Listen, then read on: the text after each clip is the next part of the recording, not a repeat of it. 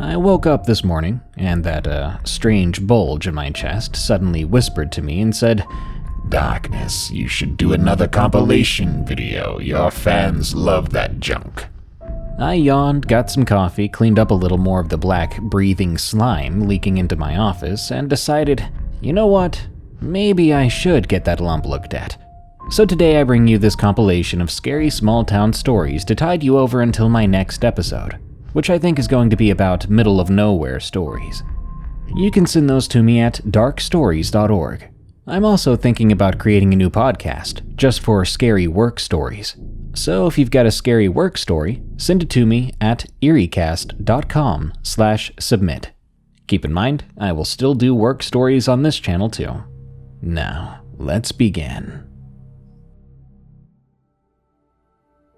Horses don't have wings. From Jersey Kid. Everyone who lives around the New Jersey Pine Barrens knows a bit about the Leeds Devil. You probably do too. It's a cryptid like any other. Also goes by the alias Jersey Devil. It's a popular staple in the culture of the small township I live in, and a welcome one at that, as it is the sole contributor to our tourist industry. You'll find thematic shops, restaurants, and sometimes even hotels dedicated to this urban legend. The lore goes something like this. Way back in the 18th century, a woman named Jane Leeds, sometimes called Mother Leeds, had a large family of 12 children.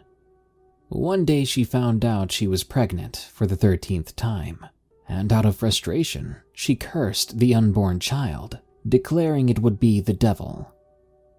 9 months later, on a cliché dark and stormy night, she gave birth to the boy, and though at first it was a normal human, it morphed into some sort of creature with hooves, a goat's head, bat wings, and a forked tail, before taking off out of the chimney and into the Pine Barrens.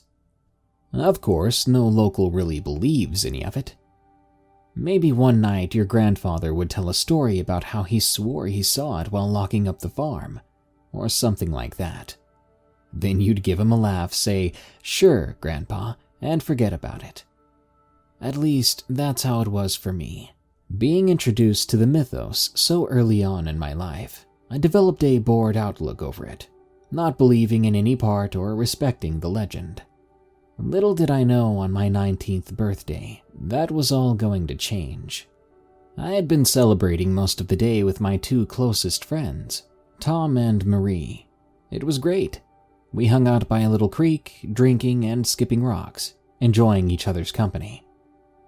In my town, there wasn't much to do, beyond a run-down arcade and a theater that only rotated titles every 3 months, so it was often more fun to just hang out.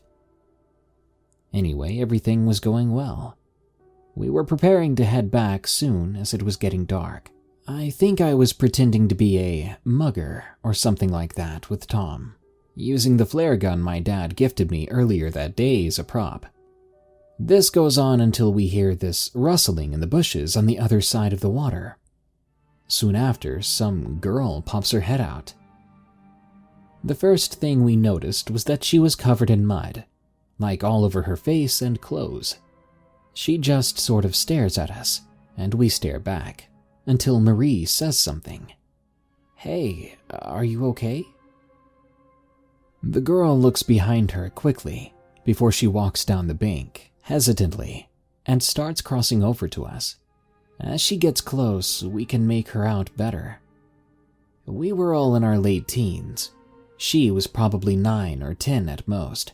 She was wearing a long dress of sorts, white and baby blue, which really made the mud stick out even more. She crossed the rocks and finally steps out onto our bank. She looks at all 3 of us, before she goes up to Marie and hugs her around the waist. Then she starts to cry. Marie looks at us, mouthing, "What the heck?" She then starts trying to talk to the girl. Me and Tom are just staring, almost laughing from how crazy all this was. Marie pushes her off before asking, "Hey, what's wrong?" She was really sweet about it, considering she was a bit drunk. The girl keeps on crying, and she finally speaks. I saw a monster. She stammered through tears. Marie looked at us again, sarcastically, before leaning down to face the girl. Where are your parents, sweetie? Are you out here all alone? The girl shakes her head, once again speaking through tears. It got mommy, so I ran. Immediately after she said this, we tensed up. It's one thing for a child to imagine a monster in the woods, but what she said just implied something a whole lot worse. The most dangerous thing of nature you'd find up in these woods were snakes, but not ones that could take humans down easily. And the scariest thing you'd find, probably a bobcat. Still, I thought a little kid would be more inclined to call a bobcat a kitty rather than a monster, even if it did attack their parent. Tom spoke up after that. He was never one to stay quiet when he got nervous. A monster, huh? What'd it look like? Marie glared at him, angry that he was just scaring the girl more. She replied, though. It was loud. Marie got her attention once more. What's your name, sweetie? As she asked, I remember Tom muttering something under his breath about asking what it looked like, not what it sounded like. The little girl said her name was Clara. After a bit more introduction, Marie prompted us. So what do we do? The girl just stood there, real quiet, sniffling a little. Well, it's about to get dark. Let's take her back with us and we can call the cops or something. Everyone seemed in agreement with my suggestion, so we picked up our bottles and started heading back up the path that led to the road, with Marie holding Clara's hand along the way. On the walk, I felt a little bad that we didn't try to find her parents. I mean, it would have been a bad idea to walk through the woods just as the sun was setting, but they must have been worried sick, maybe even injured. Clara wouldn't or couldn't give us much more info about the thing she saw attack her mom, but our best guess was still a bobcat, or something like that. Where we were, none of our cell phones worked, so we had to walk maybe a mile or so to get even minimal reception. Otherwise, we would have called the cops much sooner. So down the road we went. It was dark, yeah, but familiar enough to the three of us that we knew exactly where we were going. Clara was obviously scared, being in an unfamiliar place, but she clung to Marie, trusting her for whatever reason. The little girl kept pace with us pretty well. Up until then, it was a quiet night. Before we heard a sound. It was like timber, trees falling over. It sounded far away at first, gradually growing closer. It never got too close, though. Clara was scared, and me and my friends found it odd. It was a really loud sound, like a whole tree was falling over, and we heard it multiple times. It wasn't too rare considering all the dead, rotting trees out here, but to hear it so often indicated something else other than decay causing it. All of a sudden, we hear a different noise, like big wings flapping. It rang out directly overhead. It was fast, and when we looked up, we didn't see anything against the dark sky.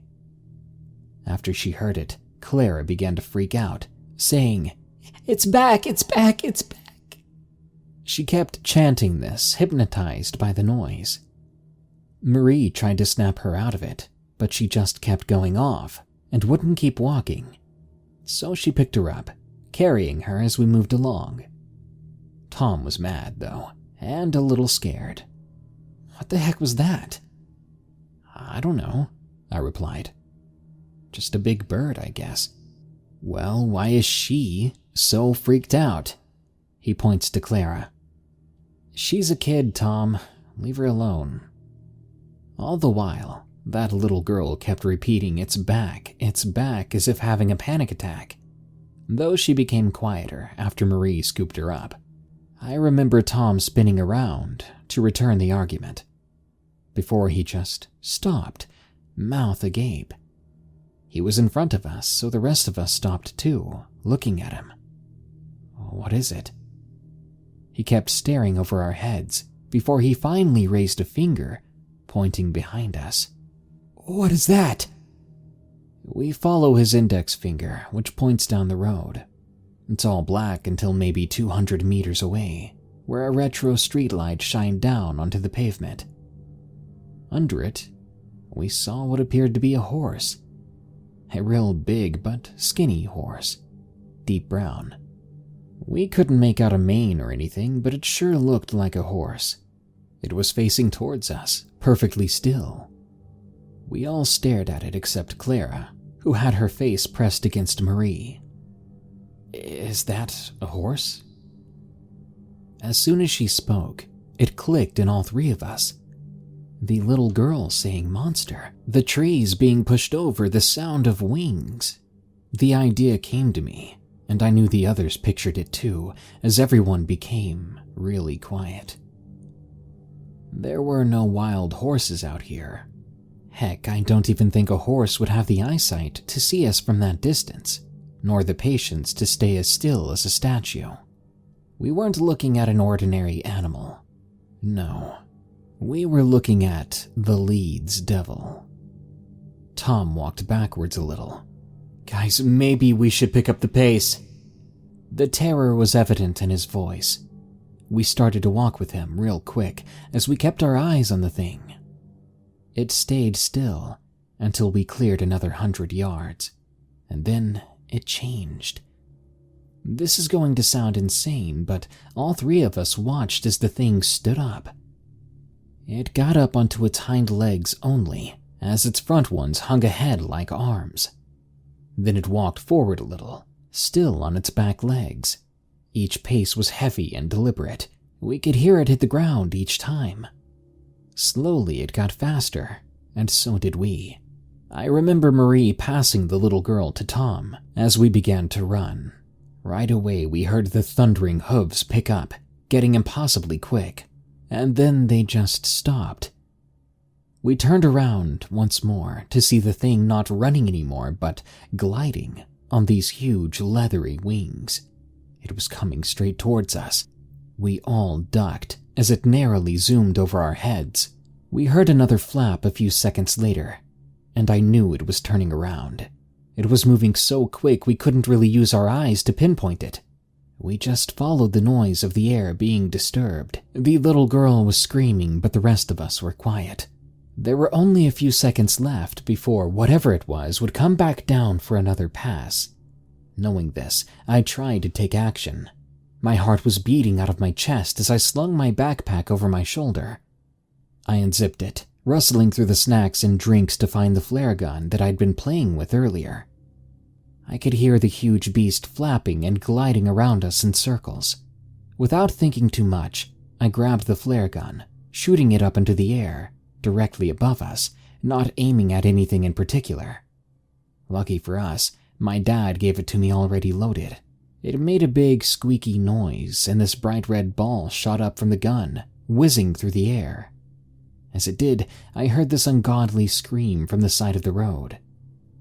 To this day, I still can't accurately describe it.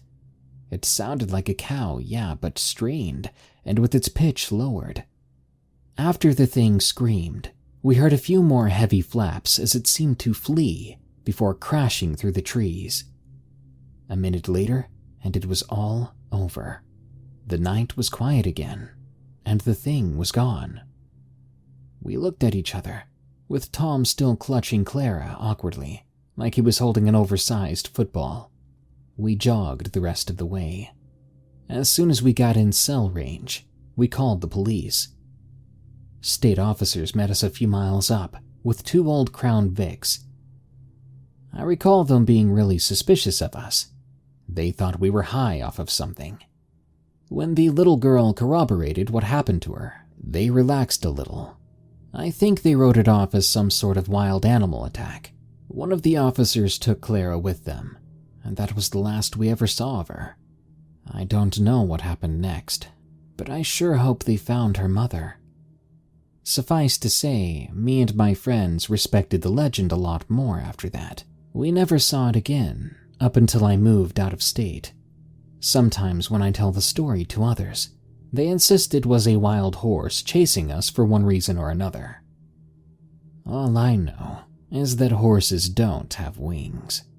Good luck to any people living around the Pine Barrens out there. Stay safe. The Shadows in the Small Town Republic. From Listener. This happened back in August 2019 in the small town of Republic in Washington State. This story was told to me by my other friend, Cliff. The reason I went to Republic was to visit my mother. I left her house when I was 20, and now I'm 22. My mother said she was getting lonely. My dad had left her with me as soon as I was 6 years old for no given reason at all, and I have a soft spot for my mom. So of course I would go to her house and keep her company. As soon as I arrived, I immediately called her. I sort of forgot exactly where she lived, so she told me where her address was. When I was at her house, she greeted me with open arms, just as she used to when I was little. We talked and talked. I never forgot how much of a talker she was. Before I moved, I always saw her chattering about with her friends, about whatever was on their minds. I always assumed it was boring stuff, so I never intervened, nor did I want to be anywhere near them while they talked. Anyway, I found her in the kitchen making something for dinner. She called me over, saying that she was missing something from the food, and told me to go get some from one of the stores nearby. Without hesitation, I replied with a yes. After all, I loved taking walks by myself. Now you should know I'm a girl. Guys might think you shouldn't be walking by yourself in the dark evenings, but listen, my mom didn't raise a cowardly little girl. She taught me self-defense, and I knew how to handle small weapons and fight. Anyway, it was evening now. I was able to go out and get whatever my mother wanted. It was both sort of cold and sort of warm, but I didn't mind. Not too many people were out and about, but I knew better. Creeps could be out there hiding where you'd least expect them. I always kept a good eye out. So like I said, I'd made my way into the store and I found what my mother wanted pretty quick and exited. Not long after that, a bad feeling started to crawl over me. Like a very bad feeling. The type of feeling you get when something bad is about to happen, or when something bad is nearby. I've only had this feeling a few times ever since I left my mother. Most of them weren't even that bad. I walked alone on the dark sidewalk. The feeling of dread was starting to make me want to stop walking altogether. It seemed the closer I got to my house, the more quickly the bad feeling washed over me like rain. I started to clench the small knife I had in my bag, fearing that some creep would literally jump out from out of nowhere. Then I stopped. I scanned my surrounding area. Nobody there, or at least that's what I thought. What is that? I immediately thought as my eyes saw something in the distance. From what I could tell, it seemed to be a person, your normal everyday person you see on the street. They were about 6 feet tall, easily taller than my 5-foot self. But they were just standing there, not moving. People could be still, but never completely. Not like that. I began to wonder if it was even a person at all.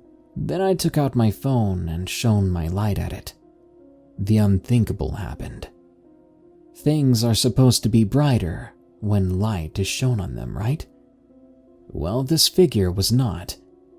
With my phone's flashlight on it, it didn't go brighter. It didn't become lit. Instead, I saw a completely black figure. Like a shadow, almost. But the shadow was not on the ground. It was so black that it looked like it was swallowing all the light from my phone. Now I understand why the people in horror films don't run when the killer or monster is charging at them. They freeze with fear. That's what I was experiencing. The sudden fear of seeing this entity prevented me from moving. Then it started to move. Strangely enough, it moved like a video game character when the game glitches, moving forward then back then appearing closer than it was before. All the while, I trembled. Then another figure suddenly appeared from thin air, then another one, and another. Soon there was 4 or more black figures surrounding me. It was like they were blocking off any sort of escape route, and they wanted me in the middle. Nowhere to run, nowhere to hide. Even though they didn't have eyes, I could still feel the malevolent figure's gaze on me. It was filled with malice. There was a ringing and buzzing in my pocket. I don't know how, but I managed to pick up my phone, and thank goodness. It was my mother. She wanted to know where I was. But what was I going to tell her? How could I explain why I was taking too long? A long line at the store, I got the wrong thing? I couldn't just tell her what was happening right now, right? No way, I thought. She would never believe this. Where are you? My mom said over the phone. There was a slight cracking sound. As soon as she had spoken, the shadowy figures vanished, just like that. They were gone. Hello? My mother says again. Her voice snaps me out of my shock, and I finally reply. Yeah, sorry, there was a bit of confusion at the store. I'm not too far. Okay, but hurry up. She replied before hanging up. Ever since that day, I've been questioning my mind. I didn't tell my mother, because she would automatically think it was because I'm not with her and I'm being paranoid. I've been telling myself that too. I must have been seeing things that weren't there. But how could I believe that? The encounter with the 4 pitch-black shadow men seemed very, very real. Never Buy a House on Craigslist by Rain Rider. I guess everyone has heard about a Craigslist horror story, but no one expects to end up in one. I'd been thinking about leaving the city life behind for a while now. Guess I couldn't stand the bustle of the city anymore and longed for a more remote life. I'd saved up quite a bit of money over the years and decided to buy a house. When I saw the prices though, my jaw dropped. I'd expected that buying a house was expensive, but I never thought that expensive. In my desperation, I opened Craigslist. I didn't expect to find anything there, but that's exactly what I did. The ad was as simple as it could be. Small house for sale, way below market value. I clicked on it in an instant. When I saw the price though, I was sure the seller had made a mistake. There was no way someone would sell a house that cheap. The place looked decent from what I saw in the pictures. Eventually I found the seller's phone number and called him. I honestly expected the price to be a mistake. Heck, maybe it was all a scam. Instead, I found myself on a call with a man named Wilbert Johnson. When he told me the place was still available, the first thing I asked about was the price. The old man assured me there was no mistake. It was an old house, he said, in the middle of nowhere, and he wanted to get the sale over with as soon as possible. There was a catch though. He wanted the payment in cash only, because he did not trust the banks or any of the real estate agents. Some other people had shown interest before me, he said, but they'd all gotten cold feet at the mention of this. I didn't see a problem with it. Heck, things would be way quicker that way. I guess that was my first mistake. To make a long story short, a week later on a Saturday morning, I found myself on the 3-hour drive to old Wilbert's house, which I hoped would soon be mine. When I arrived, the old man greeted me with a bright smile. He was a sturdy, hard man in his late 50s, from what I could tell. You Mark? he asked as he reached out to greet me. I nodded. Yes, sir. Well, that's the place, he said, and stepped aside to allow me a better view of the small house. I had a look around for a bit before I stepped inside. The moment I did, the old floorboards welcomed me with a loud creak. The moment it happened, an anxious expression washed over the man's face. Guess you were right, I said, laughing. The place is pretty old. It sure has character, though. When he heard that, relief flooded over his face and his smile returned.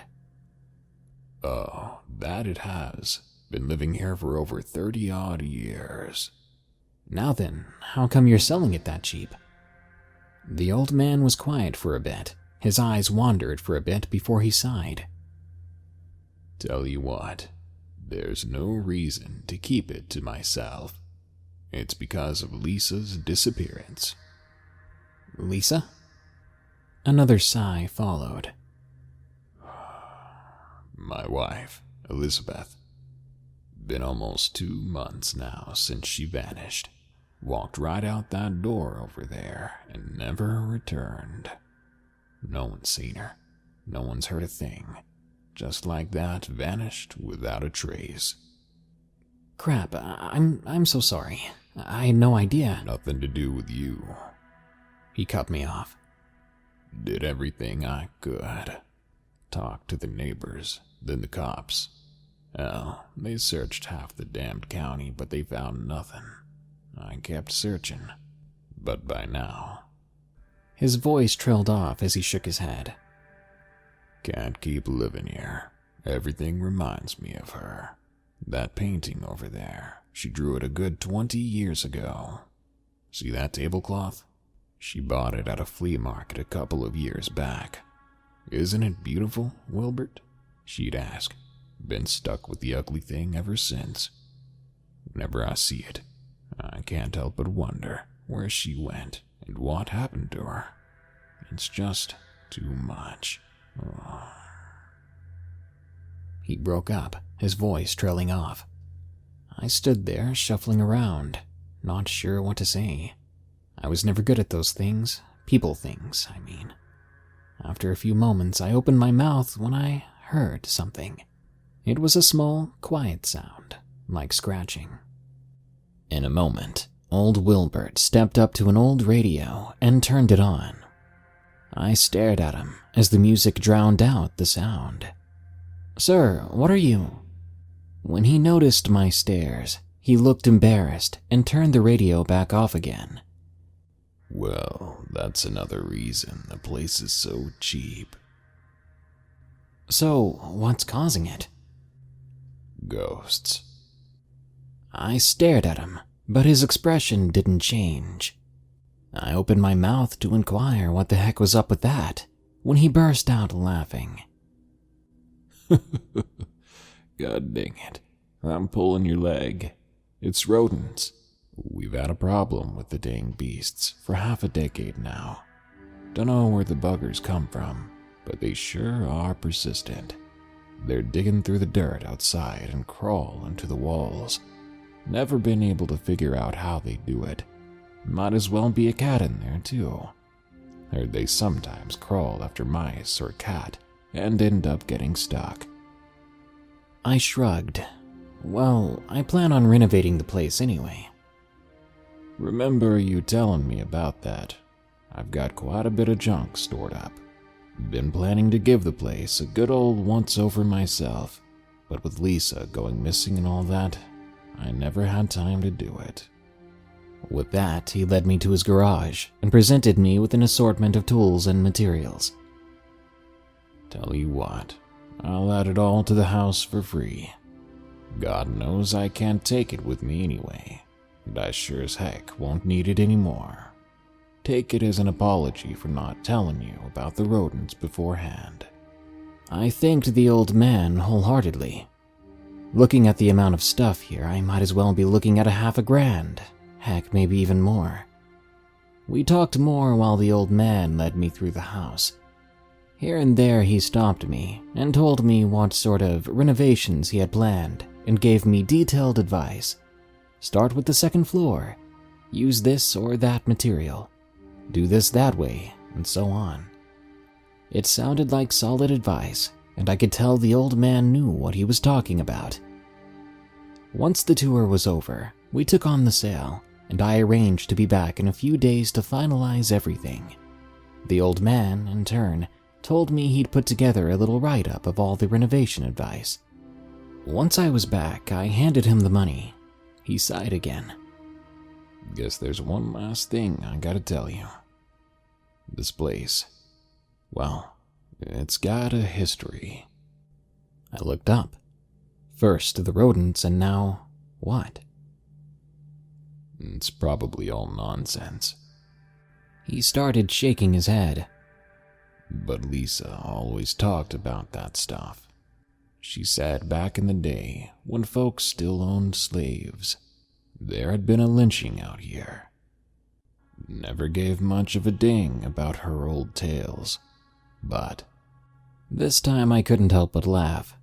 Was he pulling my leg again? Tell you what, I never believed in any of it, but Lisa swore she heard wailing and crying in the middle of the night.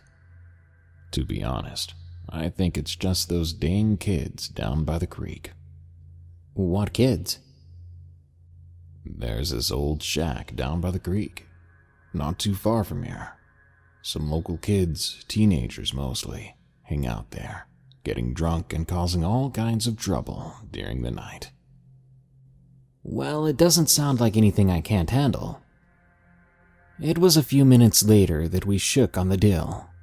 The old man handed me his notes and told me he'd written down his phone number. If I had questions about the renovations, I could call him. Once he'd driven off, I stared at what would be my new home. Quite the place, I thought. Sure, I'd have to put in quite a bit of work, but there was no way I'd get a cheaper property anywhere. For the first couple of nights, I didn't sleep in the place. There was still all the old man's furniture in there. Now, to feel comfortable here, I'd have to get rid of his stuff first. To be honest, it felt weird, disposing of someone's entire life and memories like that. Even worse was the darn scratching. It was there again and again. Sometimes it was quiet. Sometimes it was more frantic. Maybe there really was a cat stuck somewhere. I shuddered a bit. I liked cats, and I didn't want to think about one of them suffocating in my walls. The next day, my friend Mike arrived. I told him about the house I was buying, and he said he'd be happy to help me out with the renovations. To be honest, I think he wanted to get away from his wife and kids for a bit, do some good old handiwork, share a couple of cool ones with an old buddy. Well, it's quite the place. You really got it that cheap. Yeah, it's because the place is haunted and there are mice in the walls, and rats, and cats. Mike gave me a weird look. Come on, I'll tell you all about it over a beer or two. As the two of us sat on the floor in what would one day be my kitchen, I told him all about old Wilbert and the stories he'd told me. As if to prove that I wasn't bullcrapping him, the frantic scratching started again for a moment. He listened intently. Doesn't sound like mice to me. Could be rats, though. We're better off getting some poison or calling an exterminator. I considered it for a moment, but then I shook my head. If we get an exterminator, they'll cover the entire place in chemicals or God knows what. I'd rather get started on the renovations. Mike shrugged. Well, I warned you. Don't blame me if we find some giant rat colony in one of the walls here. We shared another beer before we started on the work. There was a lot to do. The floorboards were old and rotten in many places. The wallpaper was stained and old-fashioned, and some partition walls had to go, I decided.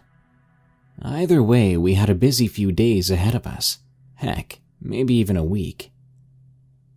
It wasn't long before we resorted to the old man's method of turning on the radio. The scratching, while quiet, was still somewhat distracting. Mike and I made some decent progress the first day.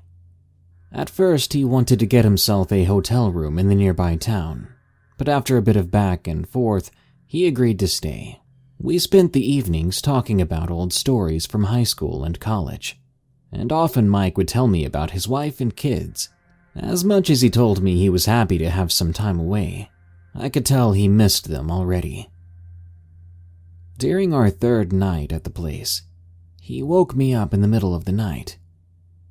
"Dude, you hearing this?" he asked in a quiet, hushed voice. As I listened, I could hear the scratching, but there was something else. It was quiet, coming from quite a distance, but I was sure I heard it. It sounded as if someone was wailing or crying. I thought back to the old man's story about the lynching and what his wife had heard. Then I shook my head and remembered what he told me about the kids out here. Probably some drunk kid screwing around. The old guy told me they're gathering down by the creek to get drunk. Maybe they thought it'd be fun to mess with the new guy. Mike nodded, but he still looked unnerved. "Yeah, I guess you're right. Want to go out and teach him a lesson?" I laughed but shook my head. There was no way I'd go out in the middle of the night to chase some teenagers. I also didn't want to become known as the local crazy guy. Eventually, we got back to sleep. Still, somehow my mind lingered on the story. That scratching, that wailing. There was something about it that didn't seem to fit. The next day, busy with renovations again, I'd already pushed all those thoughts away. Guess that was my second mistake. We doubled down on our efforts. Me trying to find a hint of those darned rodents, and Mike most likely wanting to get out of here. He'd always been the superstitious type. When the wailing started again on the fourth night, Mike told me he'd get a hotel room if it would persist. I retorted that it was those kids again, but this time he wouldn't have it. "Yeah, so you're telling me there's some group of kids out there that got nothing better to do in the middle of the night, 2 times in a row? Heck, man, I don't know. Maybe it's a cat stuck somewhere. I sure as heck don't believe there are any freaking ghosts." Mike grunted but said nothing. For a while I considered going out there to figure out who or what was causing it, but not long after I drifted off to sleep again. At this point, we were on the 5th day of renovations. The place was almost barren by now. We'd started on the upper floor first. After that, we'd taken down the partition walls and had stripped down the old wallpaper. Not knowing too much about renovations myself, I'd followed the old man's guidelines almost to the letter. That was my third mistake. "So what else do you want me to take care of?" "Well, you could clean the garage for starters, and that lawn looks like it hasn't been cut in months." "All right, hilarious, Mark," he said when he saw the enormous grin on my face. "Tell you what," I started. "How about we take a bit of a break for the rest of the day? Tomorrow we take care of the floorboards down here and that's it. God knows those need to be replaced." As if to prove what I'd said, I switched my balance a bit, and the floorboards creaked in answer. "Sounds good, but if we hear any weird noises again, I'm out of here." I sighed but nodded. Then I realized something. I had heard none of the scratching today. Maybe our ruckus had driven off whatever rodents had infested the place. I didn't know a danged thing about mice or rats. That night we sat together until long after midnight. I'd brought out my old laptop, and we spent the entire time with some old movies and a bottle of whiskey. Not a sound was heard all night. No more scratching, and sure as heck no wailing. "Told you there were no ghosts here," I slurred. "Yeah, whatever," Mike said, laughing. Taking care of the old floorboards was much tougher than I'd imagined. With a hangover, that is. Still, somehow we made decent enough progress, and by noon we were done with the first half of the house. Guess those rats really are gone, aren't they? I shrugged. Guess so. Not a sound. To be honest, I half expected them to linger below those old boards. Sure hope they stay the heck away.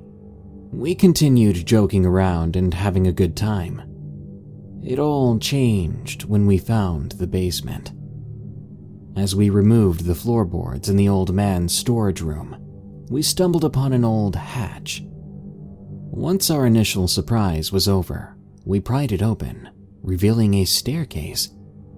All right, man, what the heck?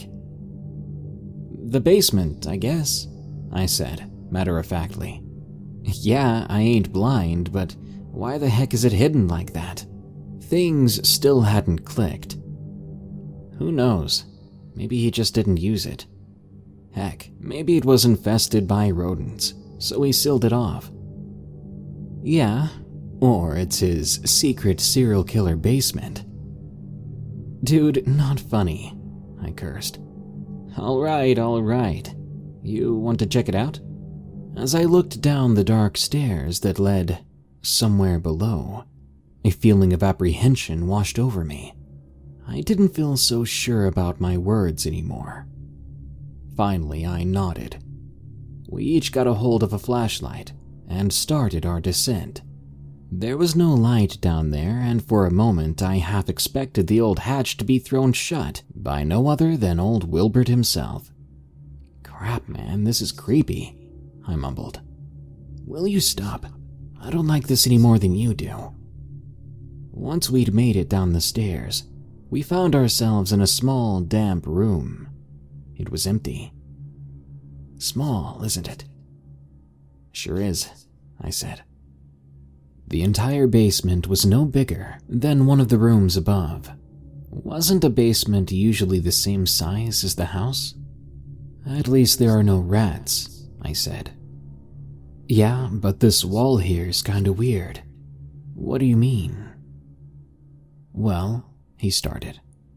Look at the moss and the dirt on all the others. This one's different. Looks kinda new to me. And now that he'd said it, I noticed it too. Sure, the wall was as damp as the rest, but there was no moss on it or anything. I watched as Mike reached out his hand and knocked against the wall. What are you doing? I asked. Shh. He shushed me. He went to one of the other walls and knocked there, then came back and knocked again. Sounds hollow. We both stared at each other. You think that's where the rodents came from? A minute later, we were down there again, starting to tear down the wall. After a few heavy hits, the first of the bricks collapsed inwards. I instinctively took a step back, expecting rats or mice to pour from the hole, but there was nothing. We inched forward, peeking into the hole, and that's when we realized what this was: the second half of the basement. Mike had already gotten his flashlight and beamed inside. At first we saw nothing, but then we saw something on the floor. No, not something. There's someone inside. I pressed out. We redoubled our efforts, and soon we'd broken down enough of the wall to enter. The person inside had long gray hair, wore a dirty nightgown, and was female.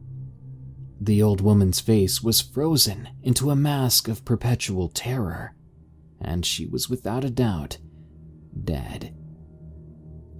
When I saw the long, bloody scratch marks all over the walls, it finally clicked. A moment later, I was back upstairs and I called the police, telling them what I'd found. There was no need for them to tell me the woman's name.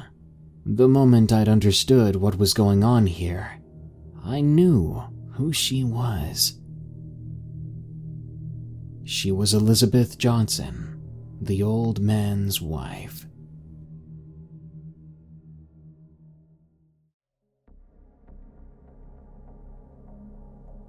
School Lockdown from Anonymous. I was 12 years old and in the 7th grade. I should probably mention here that the middle school is across the street from the elementary school. The population of our town was slightly above 1,000, so it was enough to have a school district. It was the day before winter break, and it was snowing lightly outside. I was in my 8th period class, which was algebra. My teacher let us have free time, as we did all of our exams for the semester already. Besides, it was the last period before winter break started, and everyone was antsy. My classmates and I were having a good time doing whatever we wanted, until the principal's voice came over the loudspeaker. "This is a red lockdown alert. Red lockdown." My teacher and my classmates were freaking out, because red lockdown means that an intruder has gained access to the school and is actively armed. My teacher shushed us into the corner and locked the door, telling us to be quiet. The teacher ended up breaking down and crying as soon as she did this. We knew then that this was no drill. She ended up telling us that the elementary school across the street is having a lockdown too. Some kids were already injured. Apparently, the assailant had gone there first. We would later learn that 20 other children and teachers would be injured here in our own school. I remember shivering, terrified. I didn't think something like this could happen to us. I prayed that the intruder would not find us. I prayed that myself or someone that I cared about did not get hurt. It was one of the first times I remember realizing that life is fragile and that the people around me could be taken away from me at any moment. And then I heard it, a deep voice telling us to open the door as someone began to bang on it, rattling the doorknob. I could tell he was trying his hardest to break down that door with his body weight, but luckily it was sturdy. I should probably mention here that the windows on every classroom door are bulletproof. That's the standard now. After a dozen failed attempts to break in, he tried to open up the door by firing at the window. But all that did was ricochet the bullet from the window. We heard the guy curse from his frustration. He was grunting in anger and began to march down the hall to the next classroom. He didn't have a target. He was just trying to get into any door he could. After a few minutes, a SWAT team came and opened the door, escorting us out of the building. They tracked down the man in the school, which was easy enough because his footprints were covered in snow from outside. It was chilling to the bone outside, but thankfully, they quickly found the man and escorted him away. He gave every kid he saw a stare of anger and malice. I knew that at that moment the weather wasn't the thing causing me to shiver. My parents ended up picking me up. They were crying hysterically. I could tell that this was something they had feared before. I can't imagine being a parent, hearing about all these school lockdown incidents all over the country, and wondering if, or when, it could happen to your own child. Our small town was devastated by the attack. A website was created for donations of the 20 victims of the attack. Everyone came out okay. No lives were actually taken that day, and everyone came back from their injuries. But there's a memory in my head that I've created, one birthed by paranoia and fear. A false memory of the horrors that could have happened if the man had gotten inside. Home Alone Horror Story from Anonymous. I was 9 years old when this happened. I lived in a small town in Ohio. The house we lived in at the time was about 40 years old, had those creepy, creaky stairs. It was rusting and rotting all over. The incident happened around 11:20 one night. I was of course home alone at the time. Out of nowhere, I heard a big bang sound, like someone was smashing their entire body weight or an object against the door. Immediately after, I heard footsteps circling around the back door before someone's hand tried the doorknob. But because the house was rotting, the doorknob gave way, and the door literally fell from its hinges without much force, hitting the wood floor with a loud boom. I held my breath out of fear and pure terror.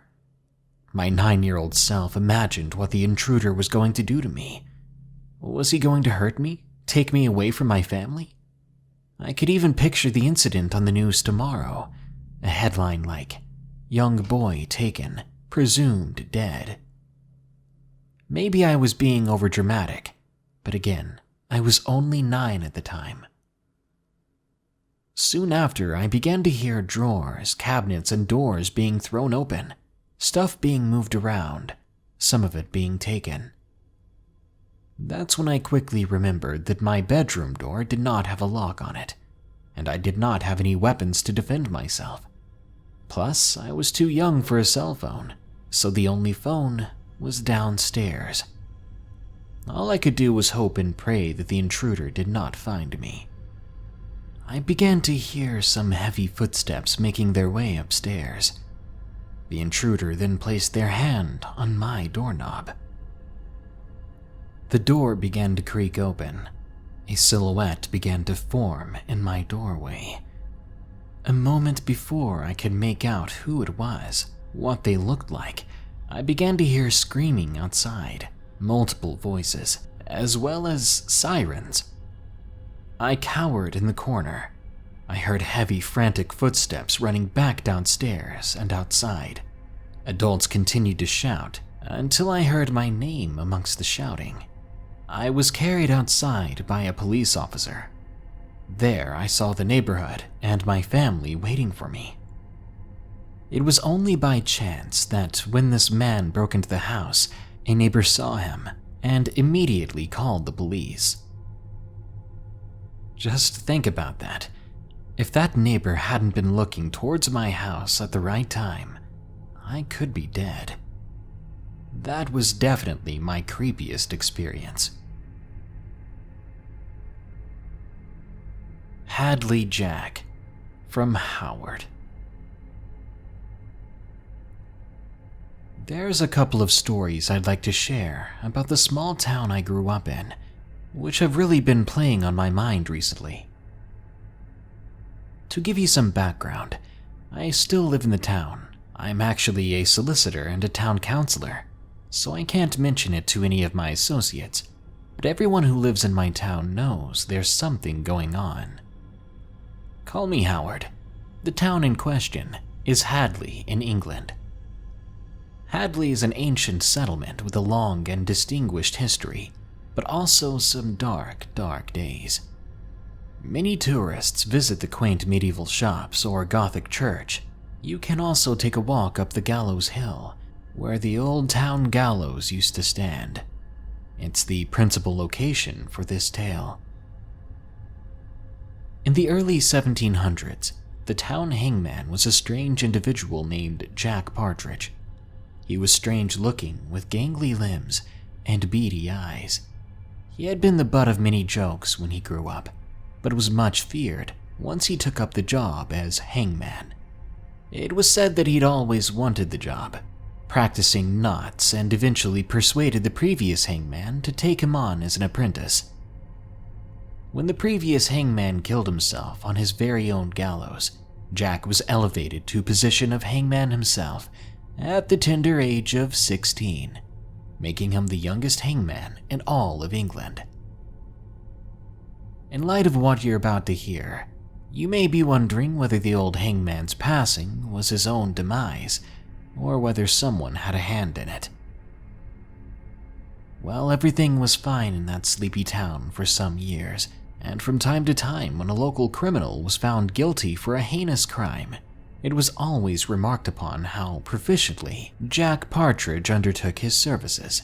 Many people even visited to watch his proceedings. However, after a time it became notable that increasing significant crimes were occurring in the area, and each time the person or persons responsible vehemently denied their crimes. But there was always some piece of persuasive evidence which resulted in guilty charges. Whatever the town council did, irrespective of how many hangings were ordered, crime seemed to be on the rise. A couple of years after this dangerous trend started, another alarming trend emerged. Every Halloween, there would be a killing. The first was in 1720 when a young woman named Mary Clark returned to her cottage one night and was disturbed to find a stick figure hanging from the porch above her front door. In the morning, she was found dead, hanging from the rafters. In the following years, the pattern emerged. A strange stick figure would always be the prelude to a death every Halloween. Even when people realized the significance of the figure and often took refuge in neighbors' houses, they would nonetheless be found dead by morning. Finally, after much slaughter, chance intervened. A local girl named Matilda Groom was found hanged. One of her neighbors, Sarah Rand, claimed she had seen Jack Partridge leaving the property early in the morning. The magistrate and his men quickly attended Gibbet Cottage, where Jack lived on the edge of town. There they found him. An inspection of the house discovered a cache of stick figures. This was proof enough, and Jack was taken from the house, marched straight to the town gallows. There he was, tied to the gallows, and a fire was built around him. To the shrieks and delight of the town, he was killed. In his death throes, he cursed the town and its residents, claiming that he would return and take his vengeance. It was reckoned later that Jack had developed a lust for killing. Once his regular flow of prisoners stopped being enough, he contrived to get townsfolk convicted of crimes so that he had more to hang. But his bloodlust increased, and he began his own reign of killing terror. For a while, after these events, Hadley became famous, and people began to visit the town, the location of the notorious story. Jack Partridge became forever immortalized in the children's rhyme and game Hadley Jack. In this popular English playground game, one child represents Jack and has his back turned, while the other children have to creep up on him, chanting, "Welcome back, Hadley Jack." At some point, the child playing Jack spins around screaming Jack's back and begins to chase the others. Well, now to my experience. I was in my teens, working a pizza delivery job. We got a lot of prank calls back then, and as you'd figure, Halloween was a particularly bad time for this. So when I was asked to take a delivery of a 12-inch Tex-Mex stuffed crust to Gibbet Cottage, I thought it was likely a hoax. Gibbet Cottage was a wrecked cottage at the end of a deserted lane, and was believed to be the original hangman's cottage for our town. No one had lived there for decades, but my boss insisted it was a genuine call, and after all, perhaps someone was finally doing it up. When I arrived, I was surprised to see the cottage looked recently renovated, and there was even smoke rising from the chimney. Though I was slightly disturbed to see a stick figure hanging from the door knocker. But I quickly reminded myself it was Halloween after all. The chap who answered the door was very tall and ungainly looking. He had piercing eyes which seemed to follow you around the room and freaked me out. I happened to mention that I didn't know that anyone lived in the cottage. He said that he was simply visiting and had a job to do that night in town. This all sounded strange, and I wasn't going to hang around long, so I handed him the pizza, and he thrust a quantity of coins in my hand.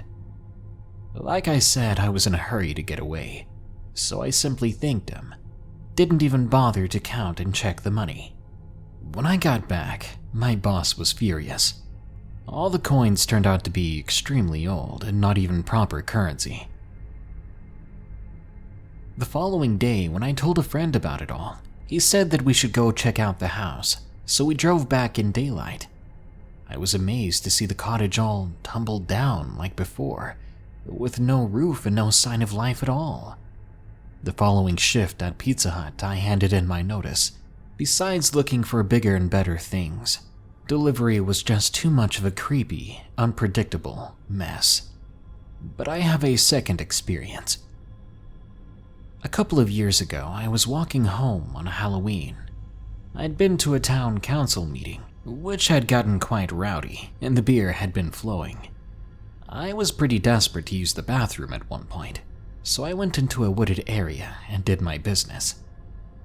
Once I'd done my business, I retraced my steps out of the wood, coming face to face with a stick figure dangling at about head height. I freaked out. I didn't remember it being there. I've traveled this part of the woods before. I immediately thought of the stories of Hadley Jack, and I was scared. That whole night I expected something to happen to me.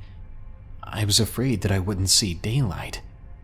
Fortunately, I'm here to tell my story still. Considering I was alive in the morning, I was actually beginning to think the legend was just toothless. Until I went into my office the following day, when I discovered that the photocopier was not working, despite it being new.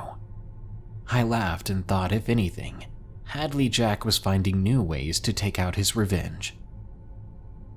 I have one more story. One day I was mucking around online.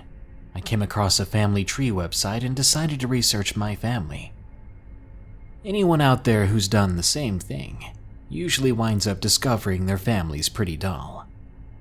That's how mine started too, until I began to notice some pretty scary coincidences.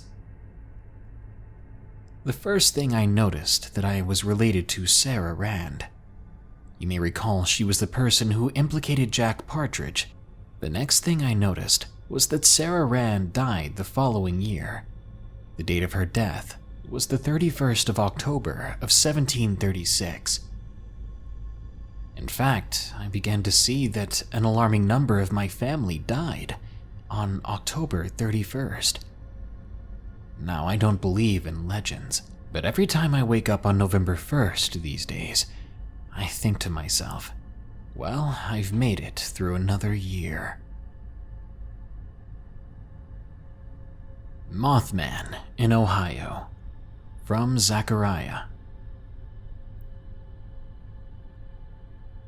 Even though it's the summer of 2019, I think the Mothman is still here. I used to live in Florida, but moved in with my father, who lives in a small town along the Ohio River. When I moved in, I was mostly homesick for my old place, under the weather, so I stayed inside and watched through the windows at all the new animals that I'd get to see here. Now where we live, the neighbors keep to themselves and don't really socialize. One day, I sat down watching the birds and rodents outside. Now, there is a large widowmaker in the yard, and it had been calm all day. As I was eating, I looked out the window and noticed all the animals were gone. Then some branches began to fall in the yard. I blamed it on the harsh wind, but when I looked around, none of the other trees or bushes were swaying at all. Puzzled, I went back to eating and went to watch TV. Later that night, I filled up my water bottle, and as I did so, I looked out the window above the sink, talking to my father. As I finished, I saw these two red objects in the window. A little confused, I asked him if there was anything outside that could reflect red like that. He said no. I laughed, saying, must be some critter then. That's when I saw what I now assumed to be red eyes, one last time in the widowmaker tree from earlier. I didn't even realize I was staring for so long, until my father interrupted me and said that my stepmom almost hit an animal and swerved off the road into a ditch. We needed to go pick her up. Now I've heard legends and myths, and I know the Mothman is considered a bad omen. So, a bit freaked out, I shut all the blinds and went to bed. But not before seeing that thing flapping its massive wings, before fading off into the sky. That was no bird. Way too big. and the timing was too perfect. What was that? From J. Ion. I spent the first 6 years of my life in a neighborhood for working class people that was made of very old apartment buildings in a small town in Malaysia. The buildings were constructed 50 years ago and were upgraded since, so the exterior of the buildings had a neglected look. Rusty metal installments, dented roofs, brown and black stains on the walls from years of exposure to rain and wind, peeling paint, and plants growing in the cracks and crevices. The worst part of it all, the inside of the buildings were infested with rats and cockroaches, and a myriad of other insects and critters that should belong in a sewer, not in the walls and ceilings of family homes with young, vulnerable children. To make things even worse, living in a tropical country, thunderstorms are regular occurrences, which affect the supply of electricity to homes, and sometimes entire provinces, due to lightning strikes and damage to old grid lines. Because of the lack of upkeep, coupled with the vermin infestation and bad weather, the power grid for my neighborhood gets cut off at least once a month, plunging every household into darkness at night and uncomfortable humidity and heat in the tropical climate. Whenever this happened, my family would leave their bedrooms and just sleep on the living room floor. It was the most aerated and cool area in the whole apartment, despite the lack of functioning fans and air conditioning. One such night was no different. My entire family was asleep in the living room because a particularly powerful thunderstorm was slamming down on the province. Coupled with extremely strong winds, it was as loud as police sirens blaring, just 20 meters in front of you. Yet my entire family was sound asleep. We were used to it. I remember it being past midnight when my eyes opened wide. I looked to my right at the entrance of the living room, which was a sliding glass door attached to a balcony. I remember hearing the loud wind howling and the door and windows vibrating in resistance against the wind's strength. But there was something else at the door. It moved in tandem with the intensity and frequency of the wind, pushing against the glass door when the wind picked up. And it was quiet. No sound came from it, other than the times it pushed itself against the glass, with the increasing and decreasing intensity of wind. I was horrified, but I stayed silent. I didn't want it to know that I was awake, that I was looking in its direction. I stared at it trying to break into my home for about 3 minutes. The whole time I was imagining what death by this creature would be like. This creature definitely was no living being, or didn't resemble any. The creature had a head that looked like it was decomposing, with flaking gray skin, pink purple-brown patches with little gray and white hairs around the mostly bald top, and a lumpy face that looked bruised and gangrenous at the same time. But the worst part was the body, or lack thereof. Where the torso and limbs should have been was instead a dangling bunch of equally decomposed lumps, with the same colors as the skin on the creature's head.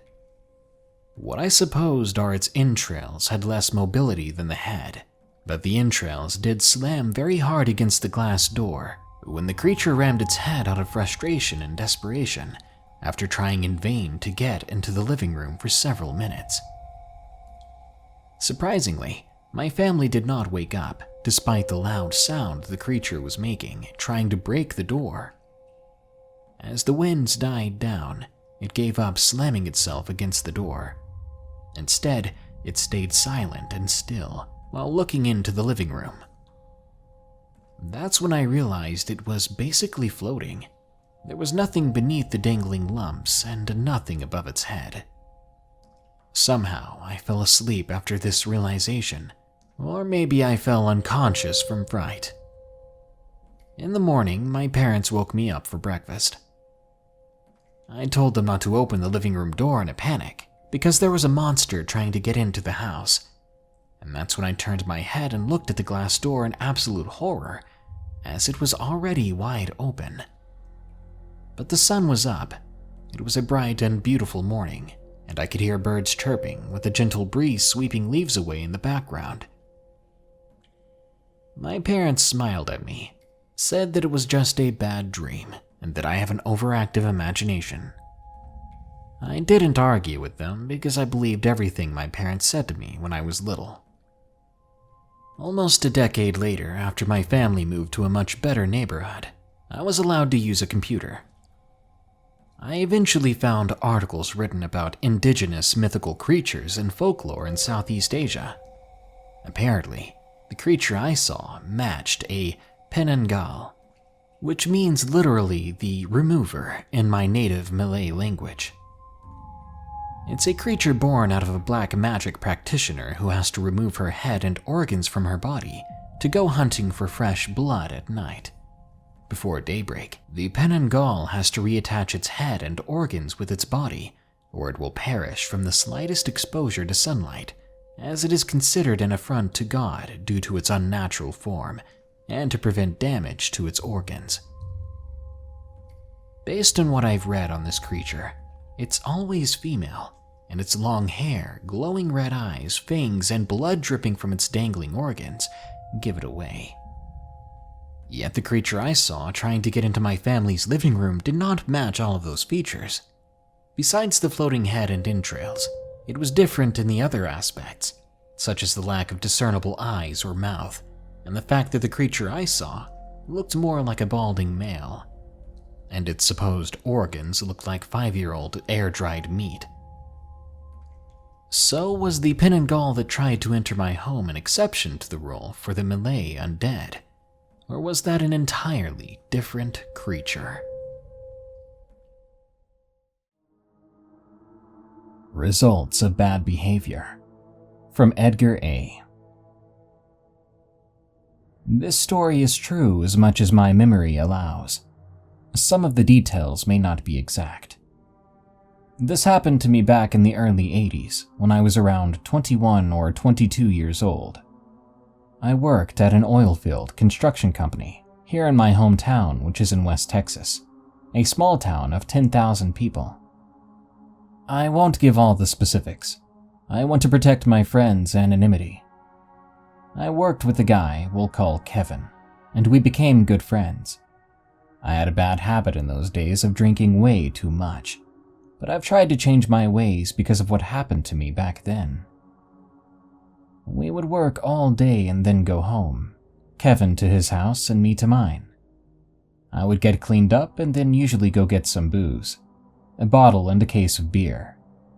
Then we'd meet up at Kevin's house. Kevin lived in a very old home. Not sure when it was built, but it was old. We would spend our evenings drinking, talking, listening to music, and occasionally some other friends would show up for the festivities. Mostly it was just me and him, though, boozing it up until late at night. Kevin was a very talented and interesting guy. He would swig down beer and chase it with whiskey. The guy was a heavyweight when it came to drinking. He would play his guitar and sing. We'd have a great time. But I kept thinking in the back of my mind that my life was going nowhere. I knew that I should be doing something more with my life. Something more constructive. This is where the story starts to get weird. Somehow, I don't remember exactly how or where it came from, we ended up with a spirit board. I think someone must have left it there because I didn't bring it myself, and I don't think Kevin bought it. Yet, there it was, and we made the mistake of using it on several occasions. We'd ask it all kinds of questions. Sometimes, to our amazement, it would work. We would get intelligent answers. Other times it would do nothing or just go in circles. So we ended up putting it away, but it was too late. I believe we may have stirred something up. On one occasion I was there as usual, drinking with Kevin, and things had gotten quiet. He was strumming his guitar, and I was reading a magazine. All of a sudden, I got a strong smell of perfume. I asked Kevin if he could smell it. He said with a concerned look on his face, "Yeah, I smell it." We could both smell a woman's perfume in the room, but we were the only two there. The smell faded away and we both just kind of forgot. On another night, we were sitting in his living room talking, and I happened to look up at the light fixture in the middle of the ceiling. It was a heavy iron fixture, and I could have sworn all that time I thought it was black in color. But as I looked at it, it was most definitely green. I said to Kevin, "Hey Kev, don't look up, but tell me what color the light fixture is." He looked at me strangely and said, "Black." I said, "Okay, now look at it." He raised his head and looked at the light with an expression of confusion coming over his face. He was like, "What the? I thought it was black, it's green." On another occasion, after a night of some drinking, I told him I had to go, and we walked out onto his front porch together. I started walking toward my car, which was parked under an old dead tree in front of his house. I was saying goodbye, see you tomorrow, or something to that effect, and I happened to look up in the tree above my car. There was a huge bird. A black bird with a yellow beak. I've lived in West Texas all my life, and I've never seen a bird like that before. It was making a noise similar to a crow. What the heck? I thought that it seemed very strange, but just continued to my car and drove the 10 blocks or so to my house. I had a digital clock in my room, and when I came in, I noticed it was 11:11. Thinking nothing of it, I went to bed and almost immediately fell asleep. I began to have terrible dreams. I was dreaming of another friend who had killed himself. I saw my friend in the dream, and he was sitting on a green velvet couch that was on a huge carpet, suspended in the air. The dead tree with the creepy bird was above my dead friend. And yes, in the dream he looked dead. He didn't say a word to me. He just looked at me like he was in a trance. I woke up, at least I think I was awake, and I could feel a hand on my left foot. I tried to move my foot, but I couldn't. I was petrified. I slowly got the courage to look at the foot of my bed. Nothing. Nobody was there. I got up and turned on the light. Nothing, no one. I don't think I got much sleep that night, but it doesn't end there. I continued all that summer to go to Kevin's house and drink with him. I would go home when I had had enough to drink, and when I'd arrive at my house and look at the clock, it would nearly always be 11:11. I never would look at Kevin's clock and think, "Oh, it's getting late, I better go." No, I'd randomly just leave when I felt like it. But more times than not, my clock would be 11:11. I started to think there was some significance in the numbers 11:11. Looking back on that time in my life, the only explanation I can come up with is that a higher power was trying to tell me that I wasn't living right. I wasn't being a very good person. I got into a lot of trouble as the years went by because of my drinking. Kevin moved on to some other town. He was very restless. He was a good friend of mine all those years ago. I hope his life turned out good. I quit drinking in October of 2000. My life is good now, and I don't have nearly as many problems as I did back then. I still, to this day, get the chills, and I'm very freaked out when I look at the clock, and it's 11:11. I feel as though this story has a positive message, though. Don't mess with the paranormal and don't drink. That was the message for me, anyway. Late Night Park Visit from PX5389. I'll start off by saying I live in a suburban setting in a small town. Unlike me, my friend had lived in a more rural section of the county at the time. This incident took place near my house. My friend's name is Ryan. He and I have certainly witnessed a whole bunch of wild crap throughout our time of being friends, and this experience was certainly memorable for its unnatural turnout. I met Ryan about a month before this occurrence happened. As funny as it sounds, we actually met through the twins we were dating. Who knew that our long-dead relationships with them sparked the friendship between two like-minded, adrenaline-junkie individuals that's lasted to this day? This happened back in the summer after freshman year of high school. As any other day of summer, we had made it our goal to make the most out of the time off from school. One late night during a summer sleepover, we figured, what better way to have a fun summer than to sneak out to the park at midnight? So that's exactly what we did. I live in a small neighborhood which connects to the village I live in. This park is in a relatively desolate area of the village, so there isn't much foot traffic going through that area, especially at night. Something about sneaking out just made each of us really excited, and we could hardly contain ourselves. We figured we'd have the opportunity to mess with a couple having fun in their car, or better yet, find some shady people to stalk, just for the heck of it. Don't ask me why we thought this was a good idea. The only reason I have is moronic teenager behavior. I know at least one of you felt the same way we did at one point in your lives. Looking back, it was dumb. But then again, if we didn't do something stupid like this, we would have no good stories to share. Anyway, we were hanging in my basement. My parents had recently had it finished, and one of the safety requirements was an escape latch. To us, that escape latch was our way of getting out and not being caught. It worked perfectly, and I've resorted to using it ever since when needed. Before we left, I made sure we brought a basketball along, because I knew that during the summer the park hosted a camp, and they put up a basketball hoop for campers to use. As we climbed out of my basement, we were exposed to the hot night air. One problem we had were the mosquitoes. The dang suckers were everywhere we walked. As we walked onto the sidewalk, we started to have a conversation along the lines of, wait until the twins hear what we did tonight. At the time, we thought we were savages, but now I realize we were just impulsive teenagers that were way over their heads. Before I continue, it's crucial that I give you a good idea of how the park looks. There's a traditionally paved road that leads to the parking lot, all the way on the other side of the park. We, however, had come through the neighborhood, which has a rough dirt path that we would usually bike on during the day. As we walked across this dirt path, there were baseball fields on either sides of us, with their dugouts empty.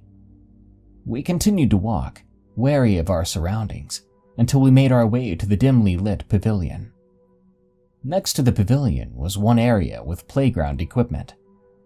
This was often referred to as the little kids area. The parking lot connected to the pavilion and this playground. About a quarter mile down the parking lot was the big kids area, with more complex equipment. This area was located much closer to the entrance of the park. The big kids area connected to the parking lot, and a gigantic soccer field, which stretched all the way to where the pavilion was located. Seeing this field in its uninhabited state put both of us in a feeling of unease. We made jokes about something possibly being out there watching us from the field.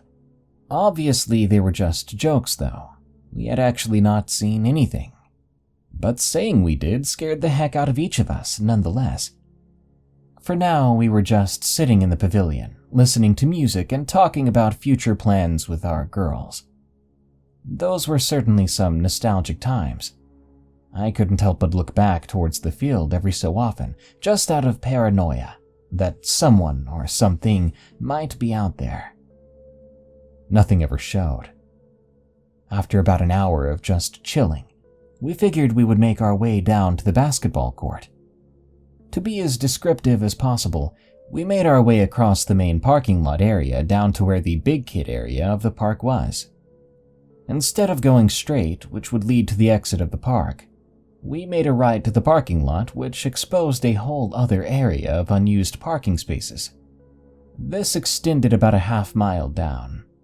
All the way at the bottom of the parking lot was the basketball hoop, along with dense forest which surrounds the area of the sector of the parking lot. Now, before we made our way completely down, I stopped, and I told my friend to stand still. A faint car outline was visible in the furthest corner of the area. This instantly caused us to become suspicious. The car was black, which only made it blend in more with the night. What made us more curious was the fact that the outline was not that of a police car. Instead of turning back like normal people, we continued on our merry way right down to the basketball hoop. I guess we were just testing this person to see what they would do. There's that typical untouchable macho kid stereotype again. Their car was completely off, and had been for the past hour, which we assumed because no one had driven into the park while we were there. At first, I figured they must be lovers, but no. There was no one in the passenger seat, and the only light illuminating from within the car now seemed to be that of a phone screen. This hoop was a few yards away from the car, which we thought was a safe distance away. We decided if anything went south, we would book it back to the pavilion by cutting through the field, which we really didn't want to do, but if it came down to it, we'd have to.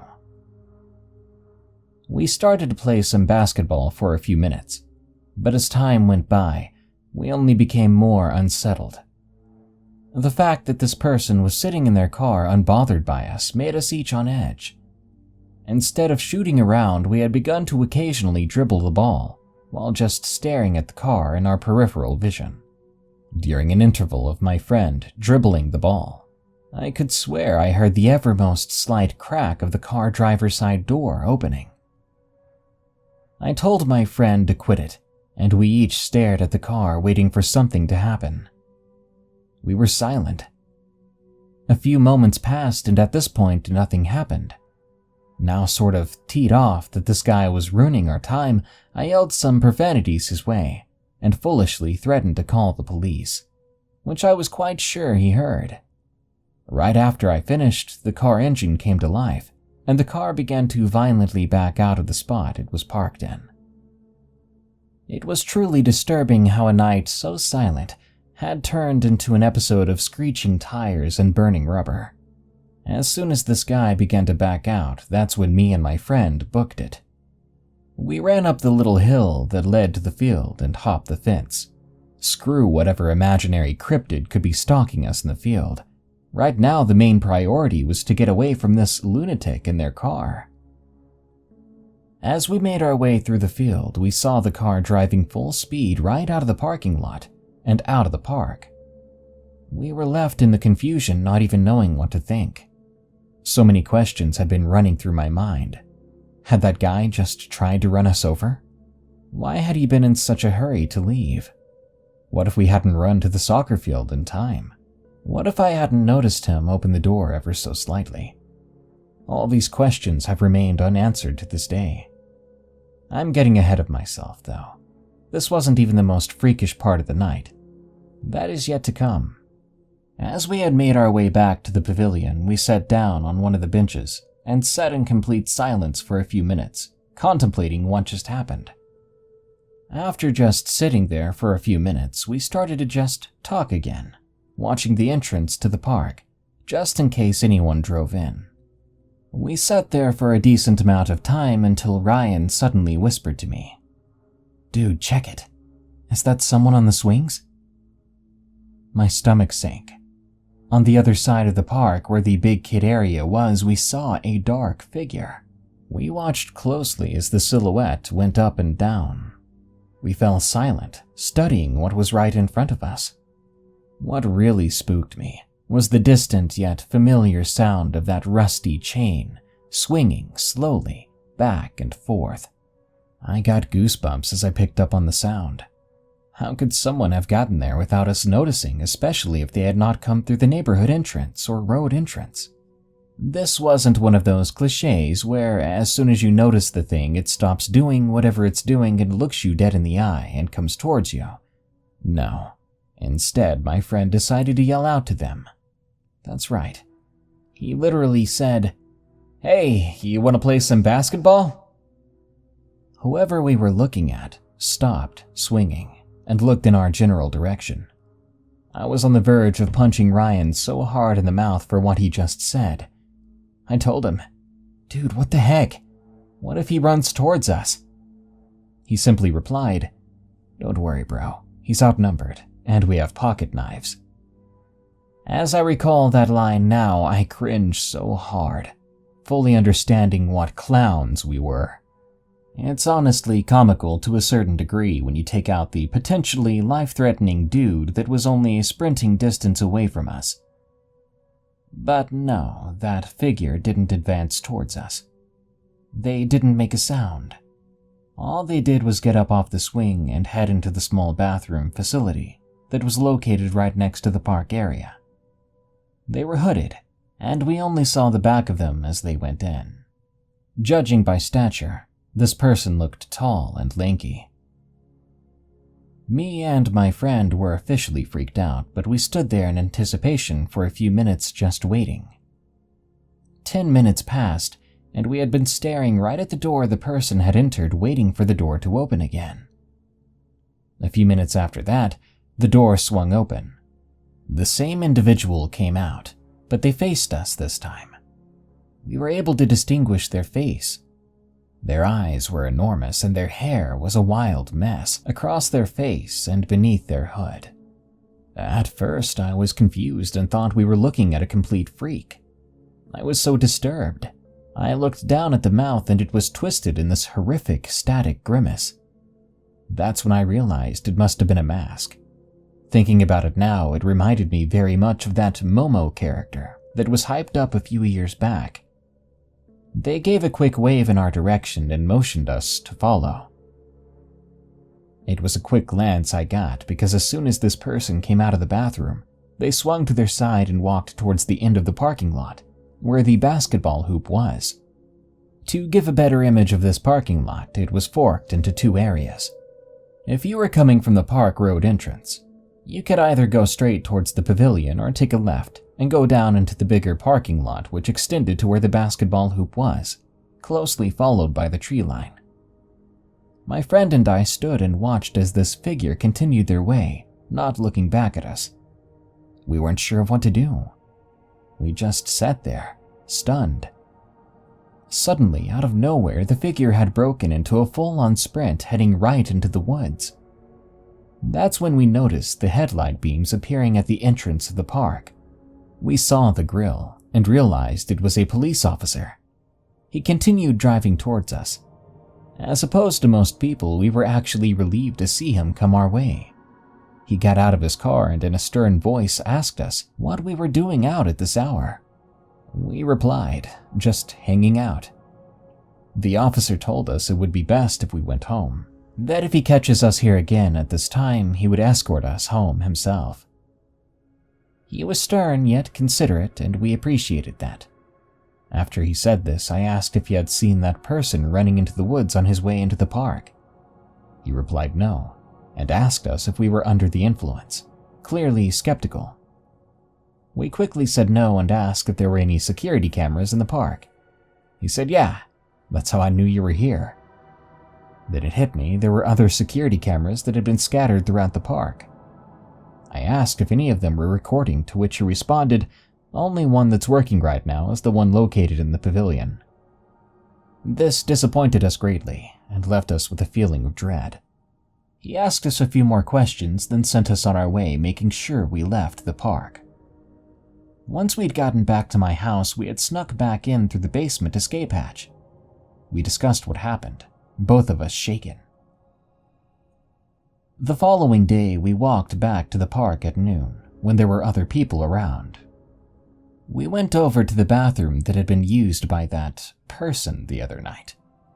Nothing seemed wrong, but on our way out, Ryan caught a glimpse of the garbage can and said, "Hold up." Curious, I turned around and we both looked. In the garbage was that mask the person had used, or at least what used to be the mask. It appeared to have been cut up and ripped apart with something. After that, we left in a hurry. Ever since that day, we haven't really went to the park, period. It just sketched us out too much and we didn't want anything to do with it. Sure, it's a crazy memory to share, but honestly, retelling the story in its entirety has given me goosebumps and a feeling of anxiety traveling back in my mind to the night this happened, knowing how dangerous it could have been. Your typical questions had swarmed into my mind after the whole ordeal. Was the car in the parking lot earlier connected to the person? Why was that person alone on the playground at that time? Most bizarre of all, why did he wear a mask? Most chilling of all, had that person been watching us the whole time we were there? These questions remain unanswered, and I still obsess over them to this day occasionally. Living in a small town like ours, this certainly wasn't ordinary. Our town in general is safe, and nothing majorly bad has happened in the years I've lived here. Maybe it was some sort of weird prank, but that couldn't explain it considering the fact that these people had no idea we were coming. If anyone has suggestions, I'd love your input. This has honestly stumped me. It would probably ease the intense curiosity I found myself in after remembering this incident once again. Even though this was seriously messed up, it hasn't been the scariest thing that's ever happened to me, but it certainly was eerie and unexplainable. Nowadays, I make an effort to steer clear of any obvious possible trouble. Being young at the time, I was daring, and I guess that's what led to my naive personality. Town Demon, from Megan. I've lived in the countryside my whole childhood life, up to the age of 18. Before it was just fields and trees, it used to be a small, thriving town called Gladwin in the early 1900s, until a train derailed and burned the town to the ground. It was never rebuilt, and sadly there were fatalities. I'm 26 now, and I still clearly remember a few things that happened in our house. My earliest memory was when I was around 5 years old. My sister was 8. To this day, she still claims this true, and she was the good child in the family. My mother, sister, and I fell asleep in the living room from watching movies. The next thing I remember, my sister was waking us up in the middle of the night, explaining that she got up because she had to use the restroom, and a green skeletal apparition told her no. My mom brushed it off, saying she's just making it up, trying to scare me. I always felt uneasy in my bedroom. I felt as if I was being watched often, especially at night. The first time something happened to me, I woke up. Now, my Barbie house I had was on top of my Barbies because I knocked it over earlier that night. I awoke to the sound of my Barbie house squeaking from moving. I had a nightlight in my bedroom, so I looked down from my bed, and I literally saw my dollhouse moving. Like the Barbies underneath were moving the dollhouse. I bolted out of my room straight to my parents. My mom said I was just seeing things. It was just my imagination. You know, what parents usually say to try and calm their kids down. But I know what I heard. I know what I saw. I slept in the living room for 3 years after that. When my sister moved out of the house, I switched to her bedroom, which was smaller but felt more pure. I never had an uneasy feeling in her room. I stayed in that bedroom until I moved out of the house. At the age of 19 or 20, my sister and I were visiting our parents. Around 11 p.m. we heard 2 bangs on the side of our house. The next day we found my grandmother deceased in her home. We think it was her spirit saying goodbye. My grandparents lived like 15 yards from my parents. I feel sorry for my mother, because she also found my grandfather's body years before that.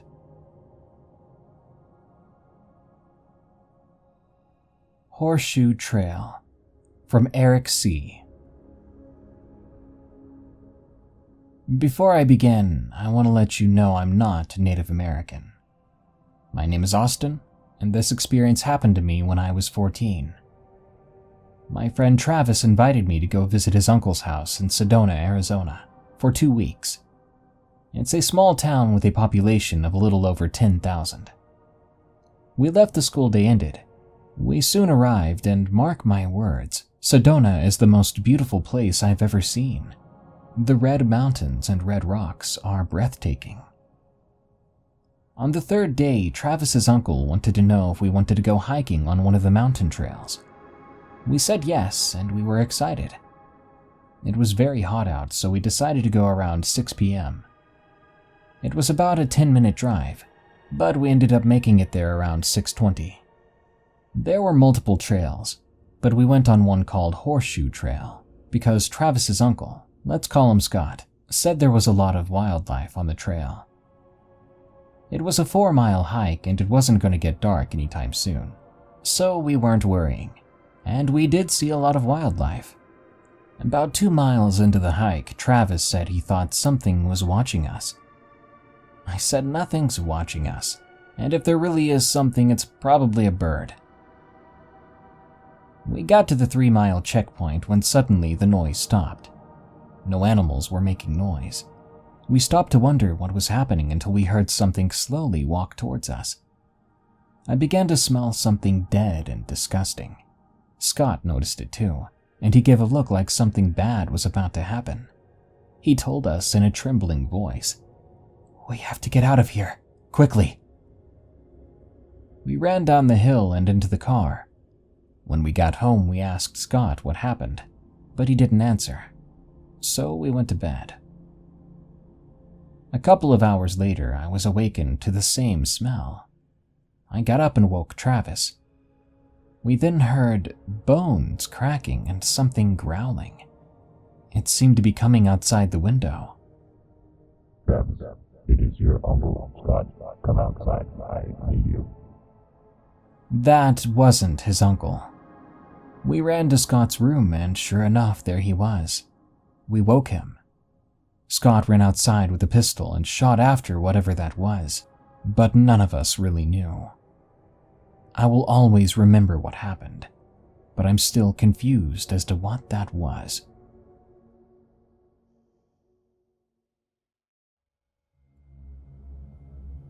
Number 1. The strangest thing I've found in the woods. Submitted by Wendigo Runner. Back in the day, I used to go hiking through the woods in my small town with a couple of friends. Let's call them Dave and Matt. Matt conveniently lived just at the edge of the forest, so we did this with some regularity.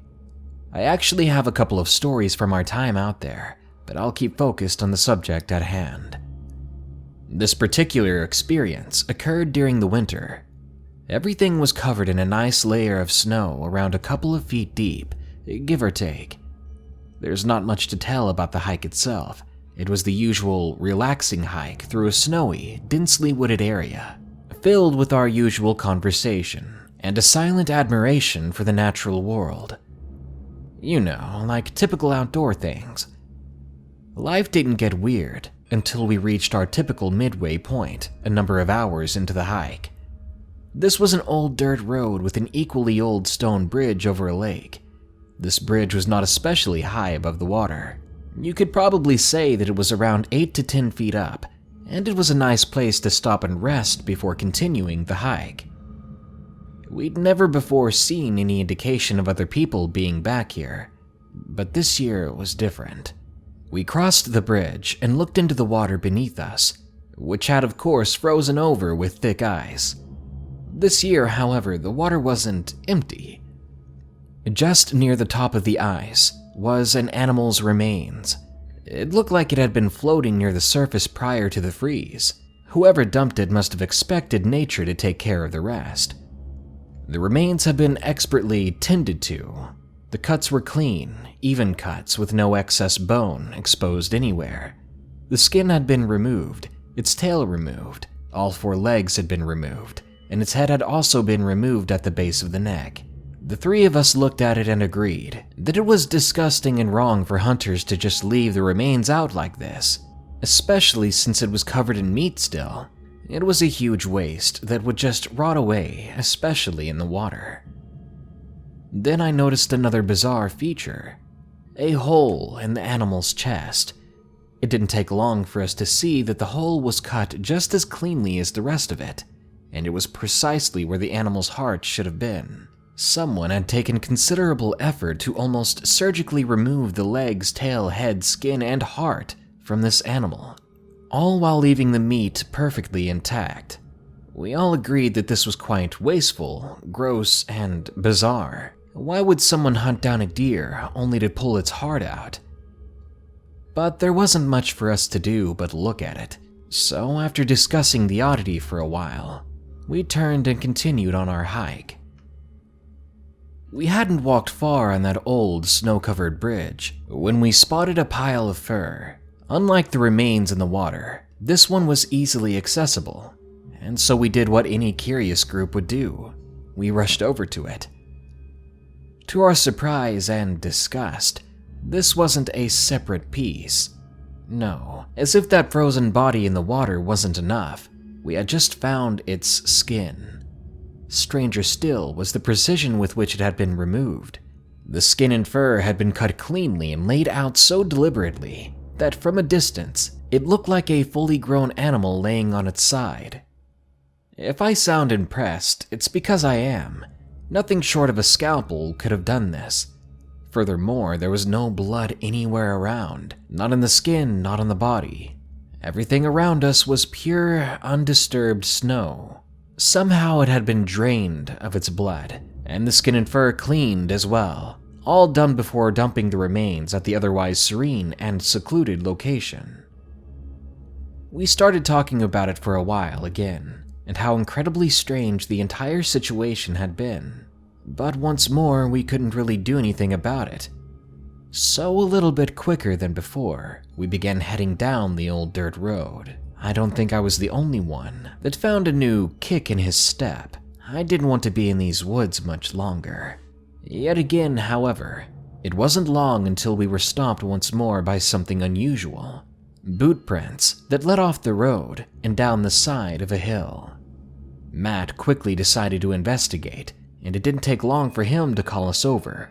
Down on the side of the hill was an area where old bushes had formed a small cul-de-sac, and tucked up inside of it neatly was a full second body. Another animal. It had been placed neatly into this area, as if to hide it and display it at the same time. It is quite strange considering how obvious the first had been. Besides, why bother hiding it in the first place when the area itself was so secluded? This second body had no immediate obvious signs of what had happened to it, but we weren't about to touch it. You might be wondering what kind of animals they were. Well, they were solid black goats, and the second was almost whole.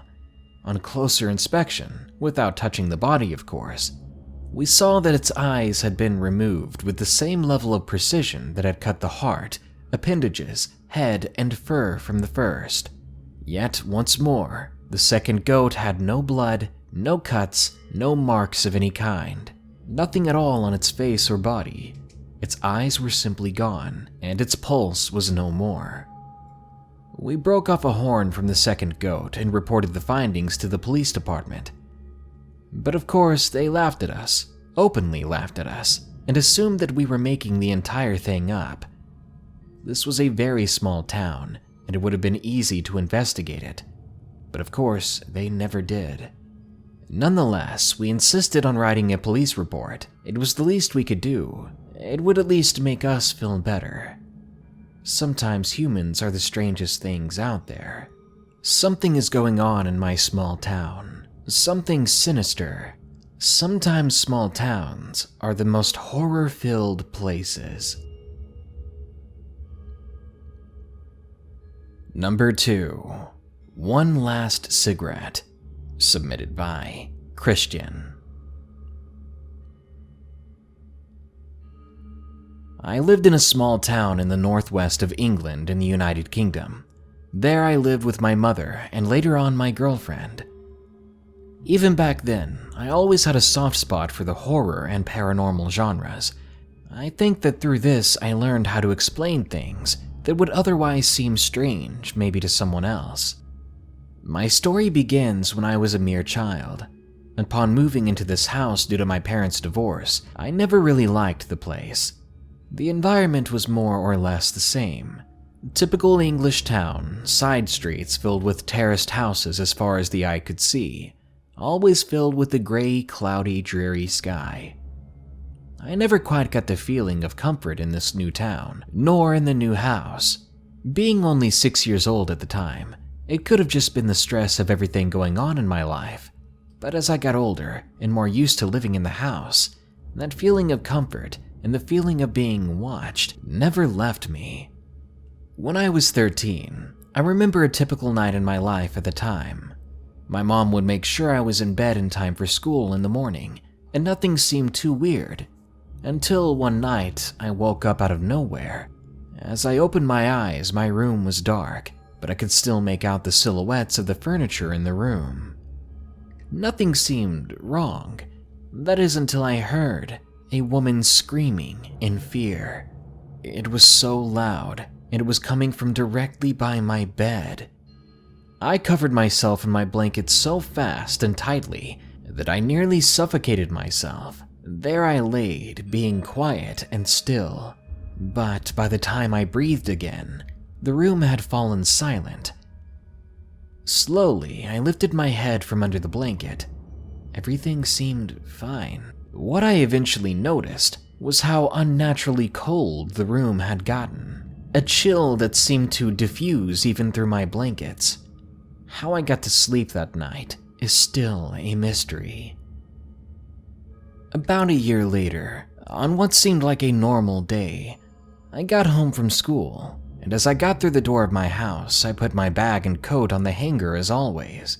Then I went upstairs. I was on the way to my room, my bedroom being at the far end of the landing to the stairs. As I turned the corner at the top of the staircase, I was almost caught in my own momentum, unable to stop myself walking as I saw a shadow walking into my bedroom towards the wall.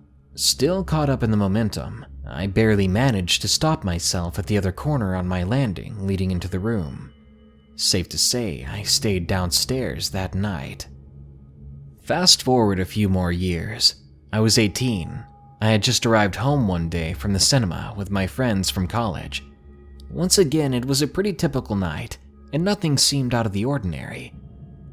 I was sitting on the chair watching TV when I saw a shadowy figure emerge from behind me. In the split second that I saw the shadow, it seemed to fall from the ceiling. I turned my head in a snap reaction, and I didn't see anything out of the ordinary. If I wasn't already filled with adrenaline already from what I had just seen on the wall in front of me, I barely noticed that my bedroom door was swinging like there was some kind of breeze in the room, or as if someone had walked in and opened the door too hard. I specifically remember my window being closed that night, and no one else should have been awake, let alone in my room. I turned around and my heart began to race when I saw my window still tightly shut. I was so freaked out that night that I remember running out of the house to my grandma's, who thankfully only lived around the corner. Maybe 5 years later, I'd recently lost my job and had to move back to my mother's house, along with my girlfriend. After I'd left home previously, my mother bought herself a dog to keep her company around the house. But what with me and my girlfriend living there once more, my mother seemed a lot happier when we were all around. One night I remember my mother was out with friends, and my girlfriend was working at her job as a caseworker. She usually worked the day shift, but had been called in late due to another staff member being off sick. I was home alone with just me and the dog.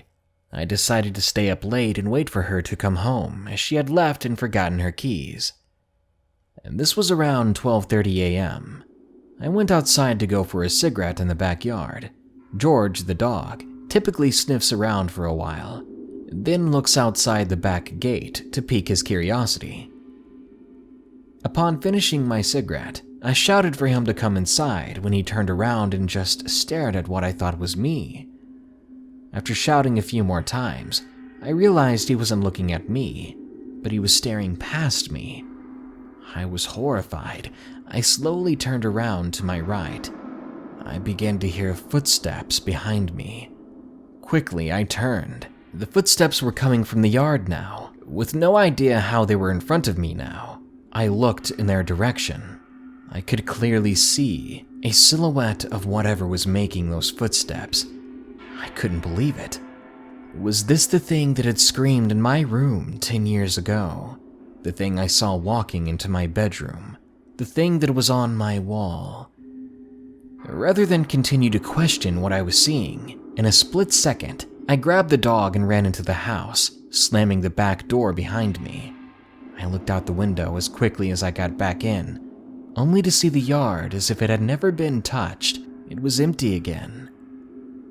All I knew then was that I needed to get out of that house. I looked toward the dog and saw him growling at the door like he was ready to pounce at any moment.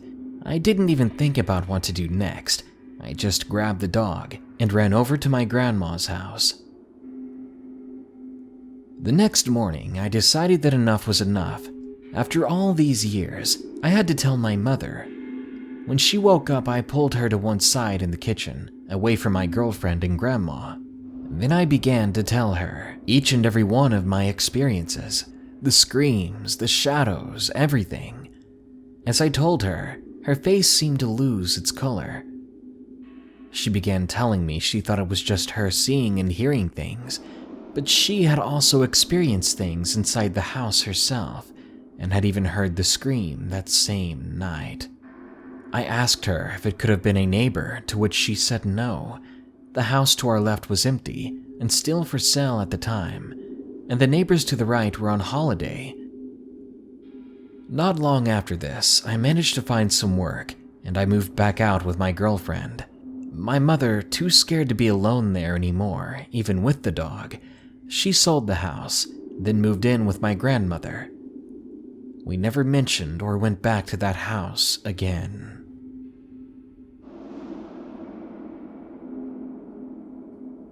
Number 3. Small Town Haunts, submitted by Lucas C. This happened 7 years ago, so bear with me. I moved a lot as a child. I ended up going to 3 different elementary schools back then. At my favorite of these schools, it was in a super small town. All the kids would claim it was haunted. I've always been a skeptic, even back then, even when I was that young. I knew it couldn't be true, until something happened to me. First of all, let me tell you about what my school did. If you did exceptionally well in class, a teacher would give you a slip of paper called a high five. You got to save them, and at the end of the month, there would be a little store full of cheap toys. You could spend your high fives on them. I still have a bracelet I got from one of those stores. So my class was out at recess, and one of the recess monitors gave me a high five slip. I don't even remember what I did to deserve it, but that's not important. Excitedly, I asked my teacher if I could go inside and put my slip away in the desk. She said it was okay, and I headed in.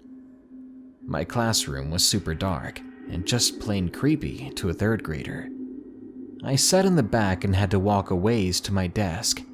I felt my arms go numb as I slipped my high five in the desk. It felt like someone was poking me with a safety pin on my neck. I was alone in that classroom. Not even the teacher was there. But someone was there. When I looked up slowly, in the darkest part of the classroom facing away from me, I saw the silhouette of a woman. She was swaying back and forth and just staring in the opposite direction. I remember being so frightened, so horrified, that I ran full speed outside, back to recess. That experience changed me. It frightened me, yet woke up something inside me. That was the start of our little paranormal club that I began to host for the rest of the year. We told stories, exchanged sightings, like shadow figure hauntings, haunted bathroom stalls, everything you could think of.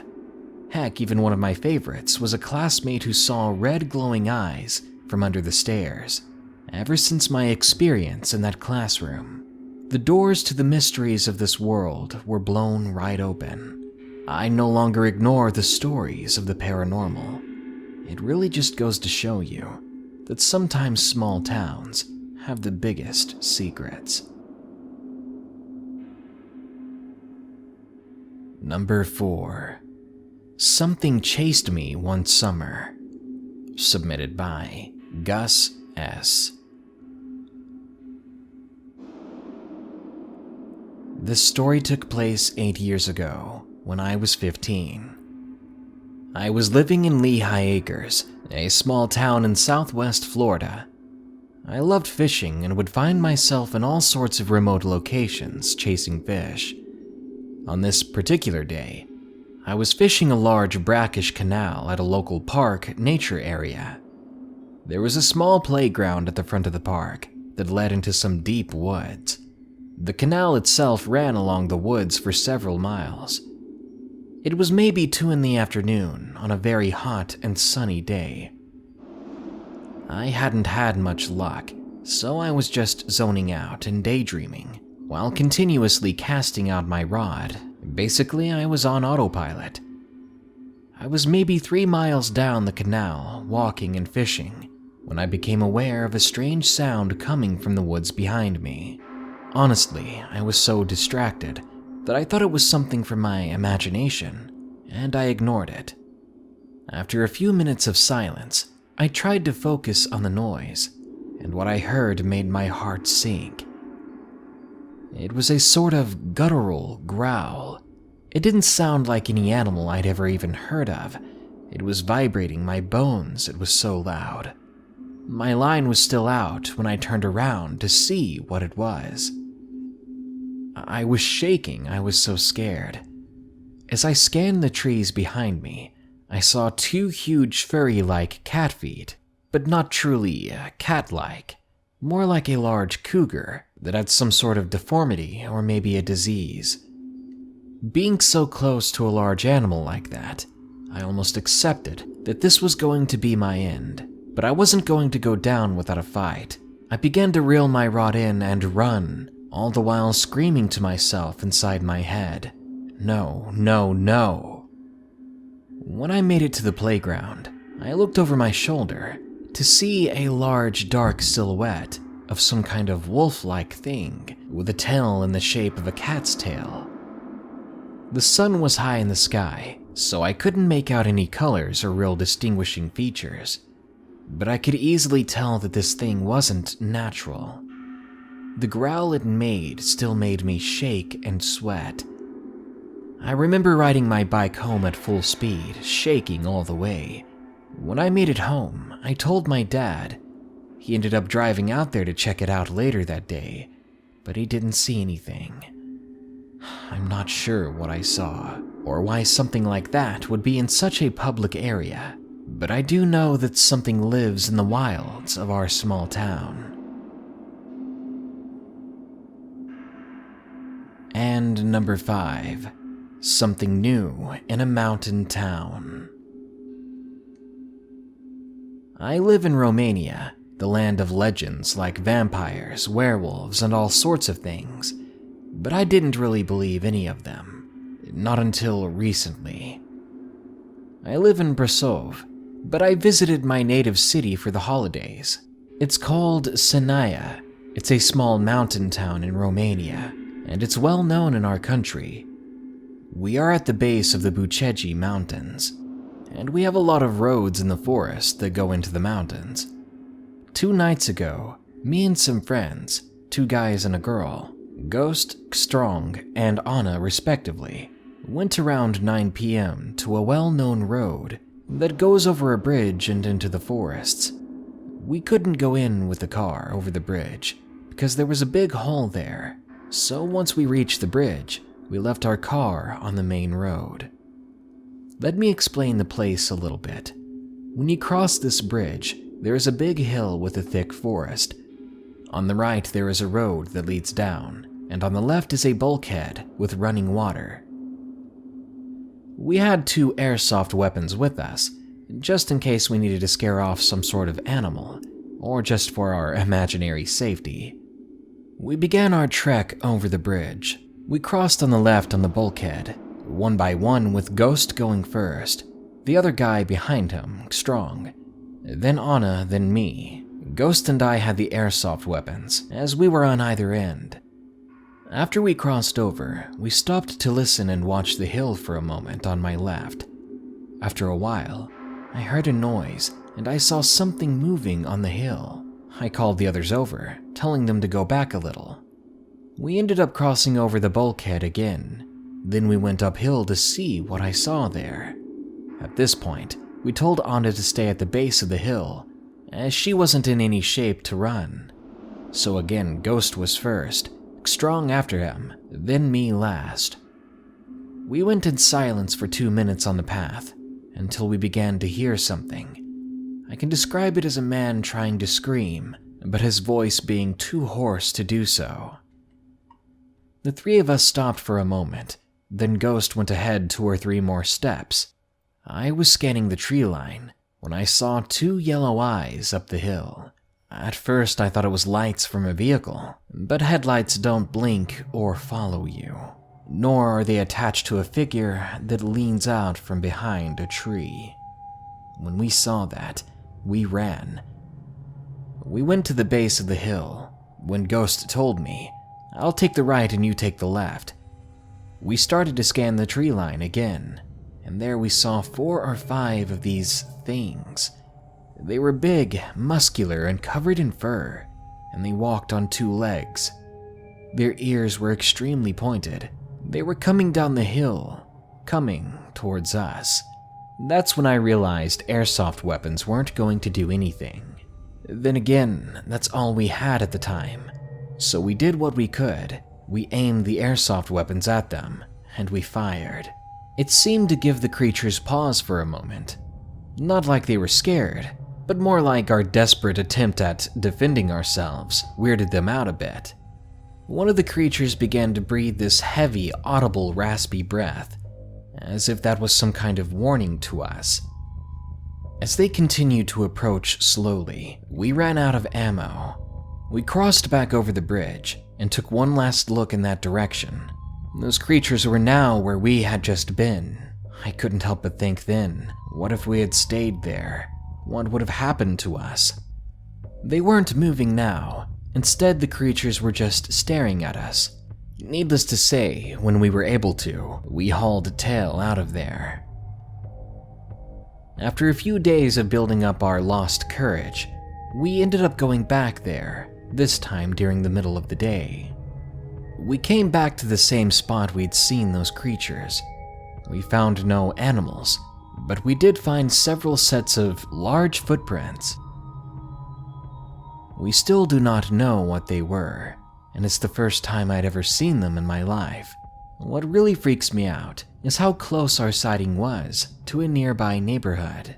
What are we going to do when strange creatures like that are that big, get a taste for human flesh? Let's hope I'm just being paranoid, and it never comes to that.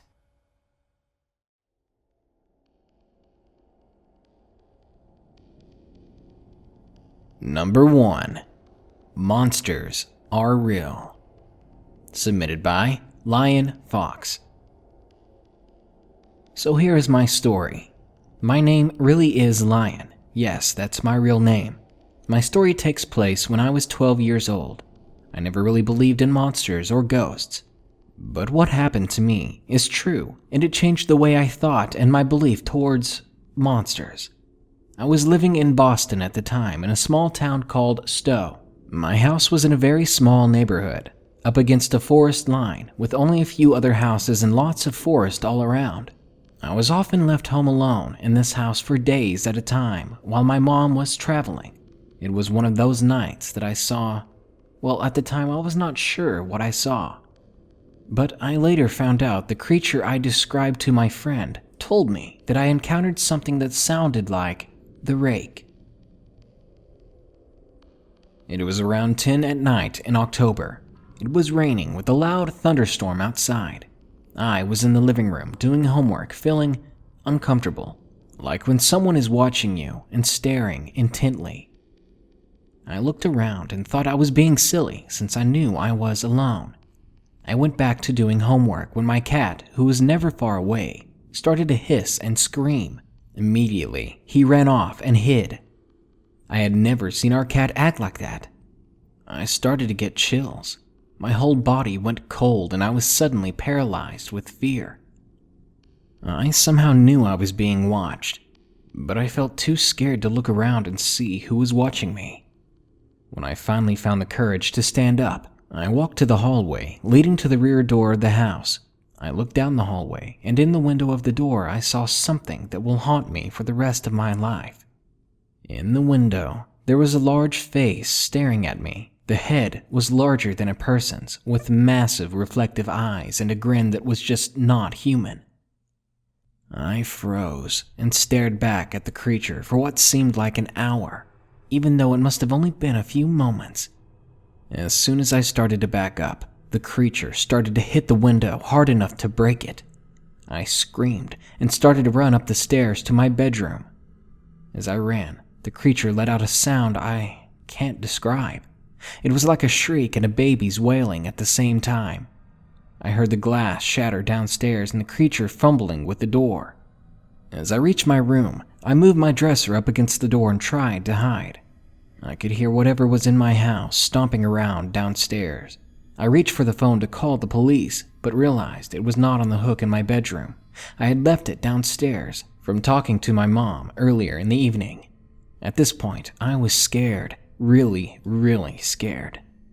I heard the thing slowly coming up the stairs. I could hear the creak of the third step, and I knew it was already looking for me. It stopped at my door, and I saw the knob turning, and I heard it rattling. That's when I started to cry. I started shaking almost uncontrollably. I didn't know what to do, so I made the decision to jump out of my window. It wasn't too far off the ground. I opened my window and climbed out. I heard that creature banging against the door. It knew I was inside.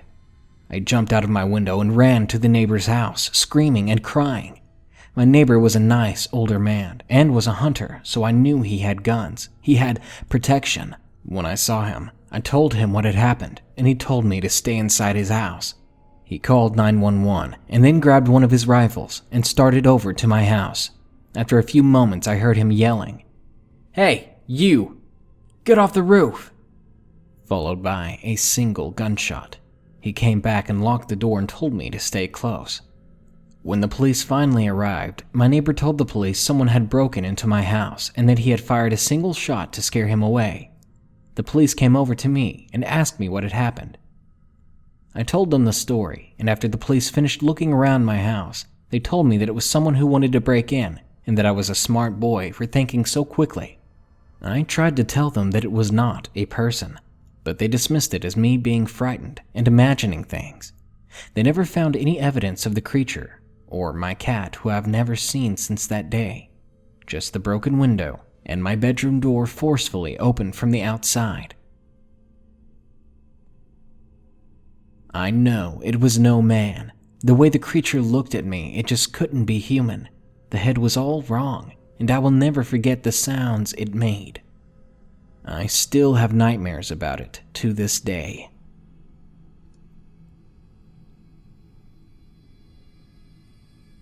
Number 2. Ghost in the Hallway. Submitted by Lizzie Liz. I live in a small town where the school has roughly 150 kids, and that's kindergarten through 12th grade.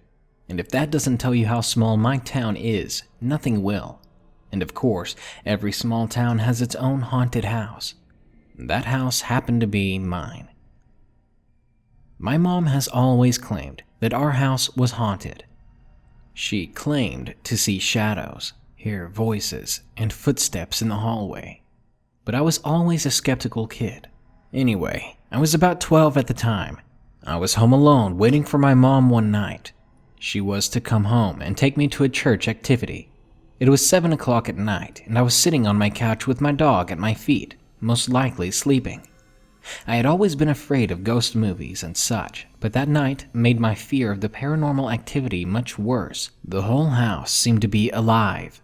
The floors were randomly squeaking, walls moaning, and there was a terrible wind outside. I was terrified. I tried my best to just pay attention to what was on television, but all I could hear was my scared breathing. But suddenly, all at once, the squeaking and moaning stopped. It was dead silent, but out of the silence I could hear obvious, heavy footsteps coming from the hallway behind me. My sleeping dog instantly shot up and started barking and running around the house. Being a scared little 12-year-old, I curled up in a ball on my couch and screamed, "Please go away!" And just like that, the footsteps stopped. Everything stopped. The squeaking, moaning, footsteps, all of it. Since then, I have never stayed home alone.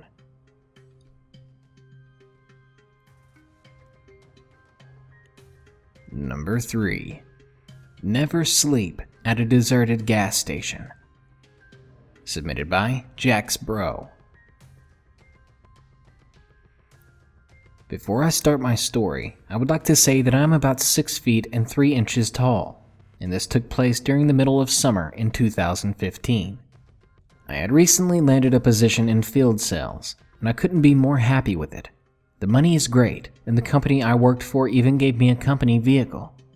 The only downside to the job is that my sales territory is quite expansive and could at times end up with me driving across several states, and the people I work for sometimes expect me to drive to most of my customers. I was grateful, however, since not that many people my age get these kinds of opportunities. After a couple of weeks of getting the hang of things, I had gotten a business call from a clinic in northwestern Florida that wanted me to come and provide a demonstration of our product. I told them that I'd be there by noon the next day. This drive would take me straight down the middle of Alabama on Interstate 65 and then bring me through Alabama State Route 113 down to Florida. I planned to get there by 11 p.m. the night before. Once I got past Montgomery, it was almost 9:30, so it was already dark. I have experience with driving long distances during the night, so the fact that it was night didn't really bother me. Once I saw the exit sign for Flomaton, I took the exit. I had just noticed that it was already 10 p.m., so I stopped at a gas station and bought myself an energy drink so that I would arrive at my destination on time. Once I had gotten back on the road, I realized this drive was going to bring me through the middle of nowhere. After about 25 minutes of driving past farms, fields, and small towns, I arrived at another small town, and I stopped at a McDonald's to stretch my legs. Once I got back onto the road and headed south, I noticed a sign. The sign read, "Farm Machinery and Deer Crossing." Crap, another long drive through the middle of nowhere. After about 10 minutes or so, I noticed that my car was running low on gas. After a couple of minutes, I was just praying that I wouldn't be stuck on a country highway in the middle of the night, because it didn't look like there was going to be a gas station anytime soon. As I was driving down the country highway, I tried to use as little gas as possible. Just when my car was about to completely run out of gas, I saw a small gas station barely a quarter mile away.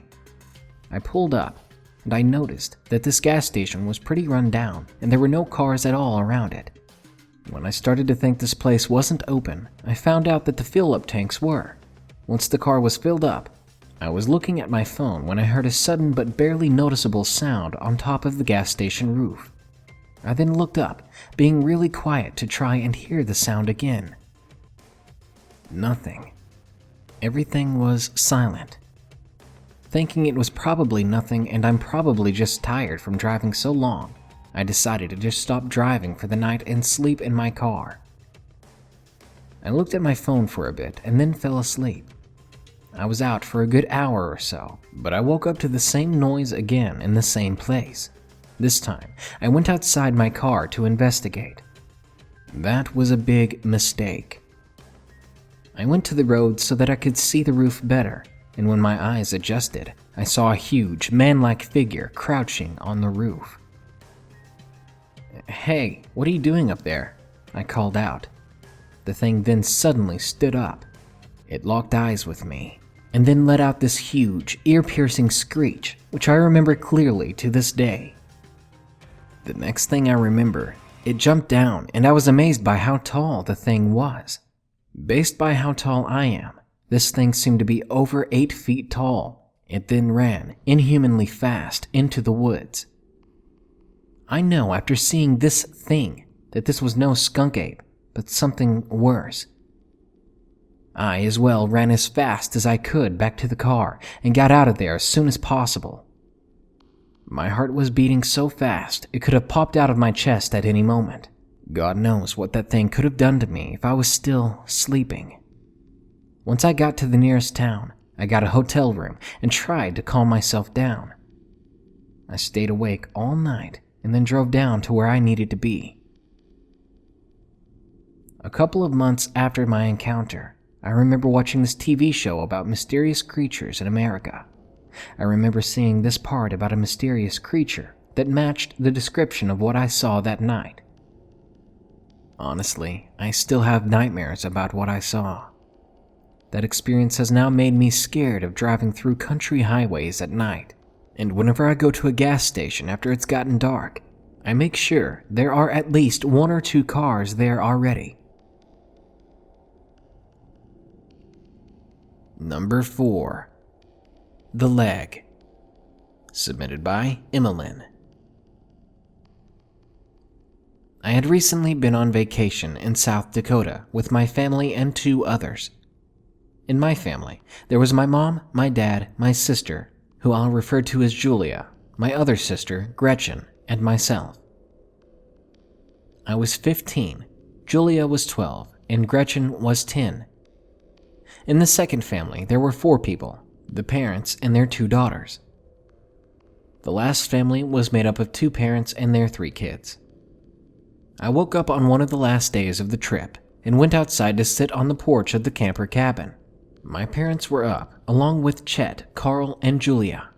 The adults were at the picnic table and talking about whatever outdoorsy people talk about. I was more of an indoors person. I had no interest in joining their conversation. I was only outside because Gretchen was not a morning person. Julia ran over to me and said that she had to show me something. She brought me only a few feet away from where I had been sitting and pointed at the ground. What I saw made me queasy. It was a leg, half covered in furry skin, that was slowly rotting. You could see the bones poking out. Julia thought it was a pronghorn leg, but I thought it was from a coyote. We told our mom. She said that Nathan and Calvin had brought it over after finding it in the woods near their cabins. Needless to say, I was horrified. The next day, we went to Bear Country, USA, which not only has bears but several other animals as well. In one of the enclosures was a coyote. Remembering that terrifying leg, I looked at the live coyote's legs, and I was right. The leg was the back leg of a coyote.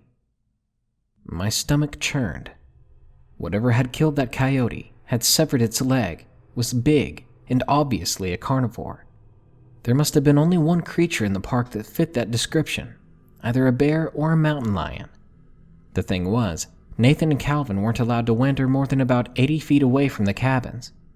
This mountain lion or bear had been near where we were staying, and us kids often played outside in the dark. I was the oldest and the tallest. I was only 5 feet tall, but I was skinny and weak.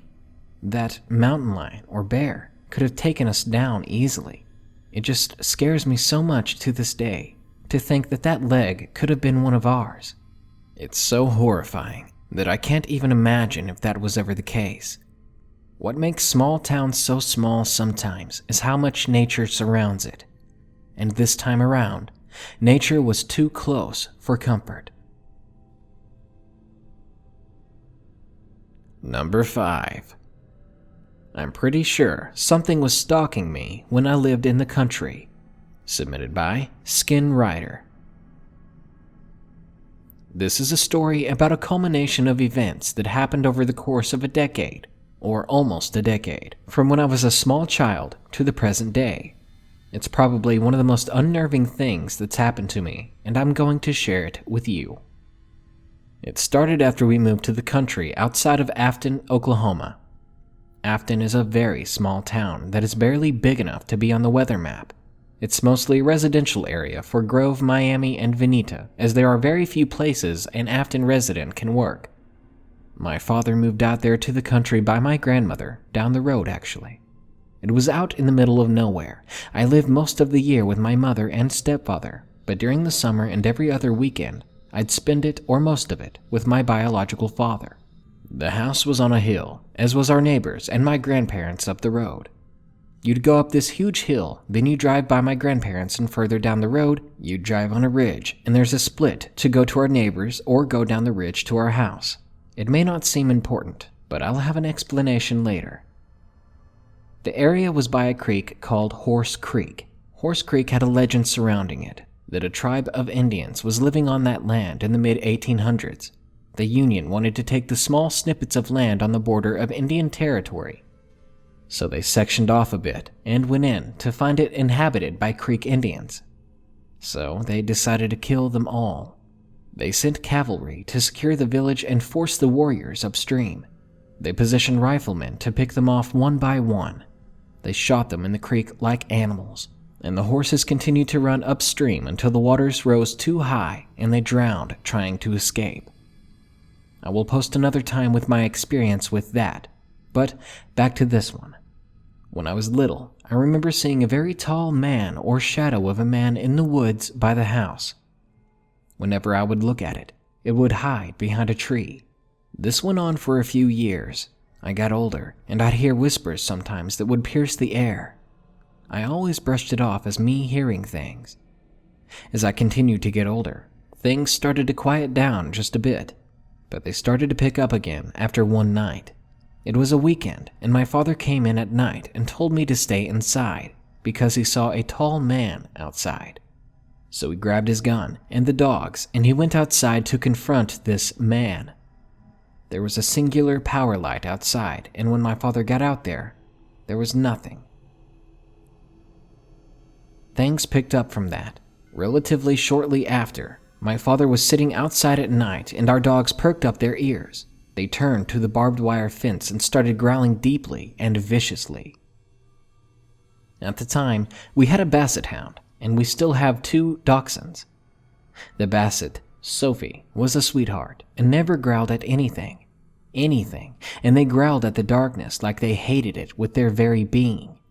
My father went inside to get his gun, and whatever it was gone by the time he returned. My father eventually took up a job at a wellness center 30 minutes away and left me alone for most, if not all, of the morning. One day we looked out of our bathroom window that overlooked the pasture down at the bottom of the ridge, and we saw a coyote. That's why my father had called me in. But it walked wrong. It stumbled but kept a steady pace, stumbling but not slowing at all. And it was the middle of the day. Most coyotes come out at night to hunt, but not this one. We took out a pair of binoculars and looked at it. Then it, and I kid you not, started galloping into the trees like some kind of horse. A few times I heard my father calling me, but the problem with this was that he was at his job half an hour away, and his voice just didn't sound right. It was too resonant, like he was yelling through a tube.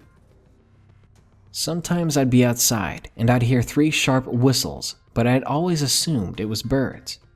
There were lots of birds, but doing some digging, there were no birds there that could have made that noise. Sometimes I'd hear this terrifying screech out from the hills. It pierced the air and felt like a knife on my eardrum. I always thought it was some kind of animal, but again, no animal could have made that noise. We'd go camping occasionally by the creek, and we'd feel watched, or I'd feel watched. One night, I went to relieve myself at the edge of the woods by the clearing. I finished, but I heard a branch snap nearby. Only 2 things snap branches: large animals and people. I saw no deer, and all of the cows were about a mile away from us. I heard some thud, thud, thud, like footsteps, heavy footsteps. I quickly went down back to the campsite. Here's the pinnacle. One night a few years ago, we were driving home and it was a clear night. The sun had set an hour previous. Then, as we were driving down the road, a fog swept across the road. This confused me. Then something dashed across. It had to have been 7 feet tall, and it had spines running up and down its back. Its limbs were slender and were bone thin. It had large hands and long claws. It had long legs and large feet, and it had a slouched position. When the headlights hit it, it took 2 strides to get across the road and a third to bound over the ditch and barbed wire fence on the other side. I shouted, "Whoa!" and my father just saw a blur. I was silent for the rest of the drive home. The next day, after my father left, I went outside to see the dogs, and there was a tall figure standing at our mailbox up at the top of the hill. I thought I was seeing things.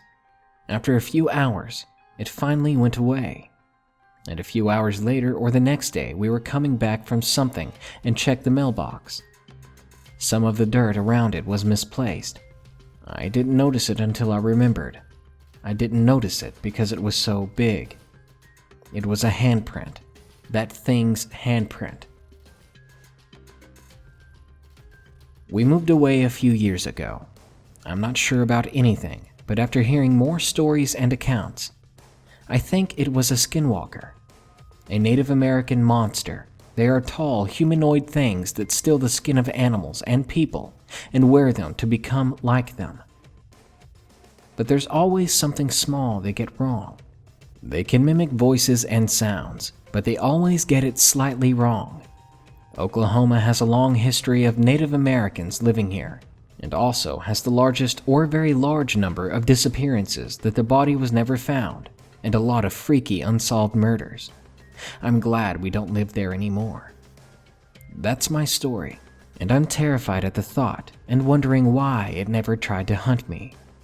But I thank whatever power was looking after me that it didn't.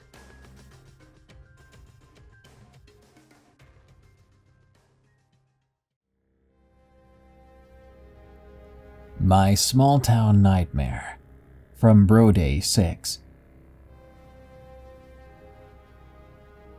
In September of 2020, I moved 5 hours away from the only home I've ever known, into a small country town in the north corner of Louisiana.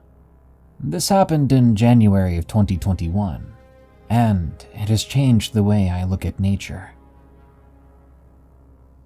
This winter I stayed at my cousin's house and we had a guys' night, doing just what teenage boys like to do when we're unsupervised.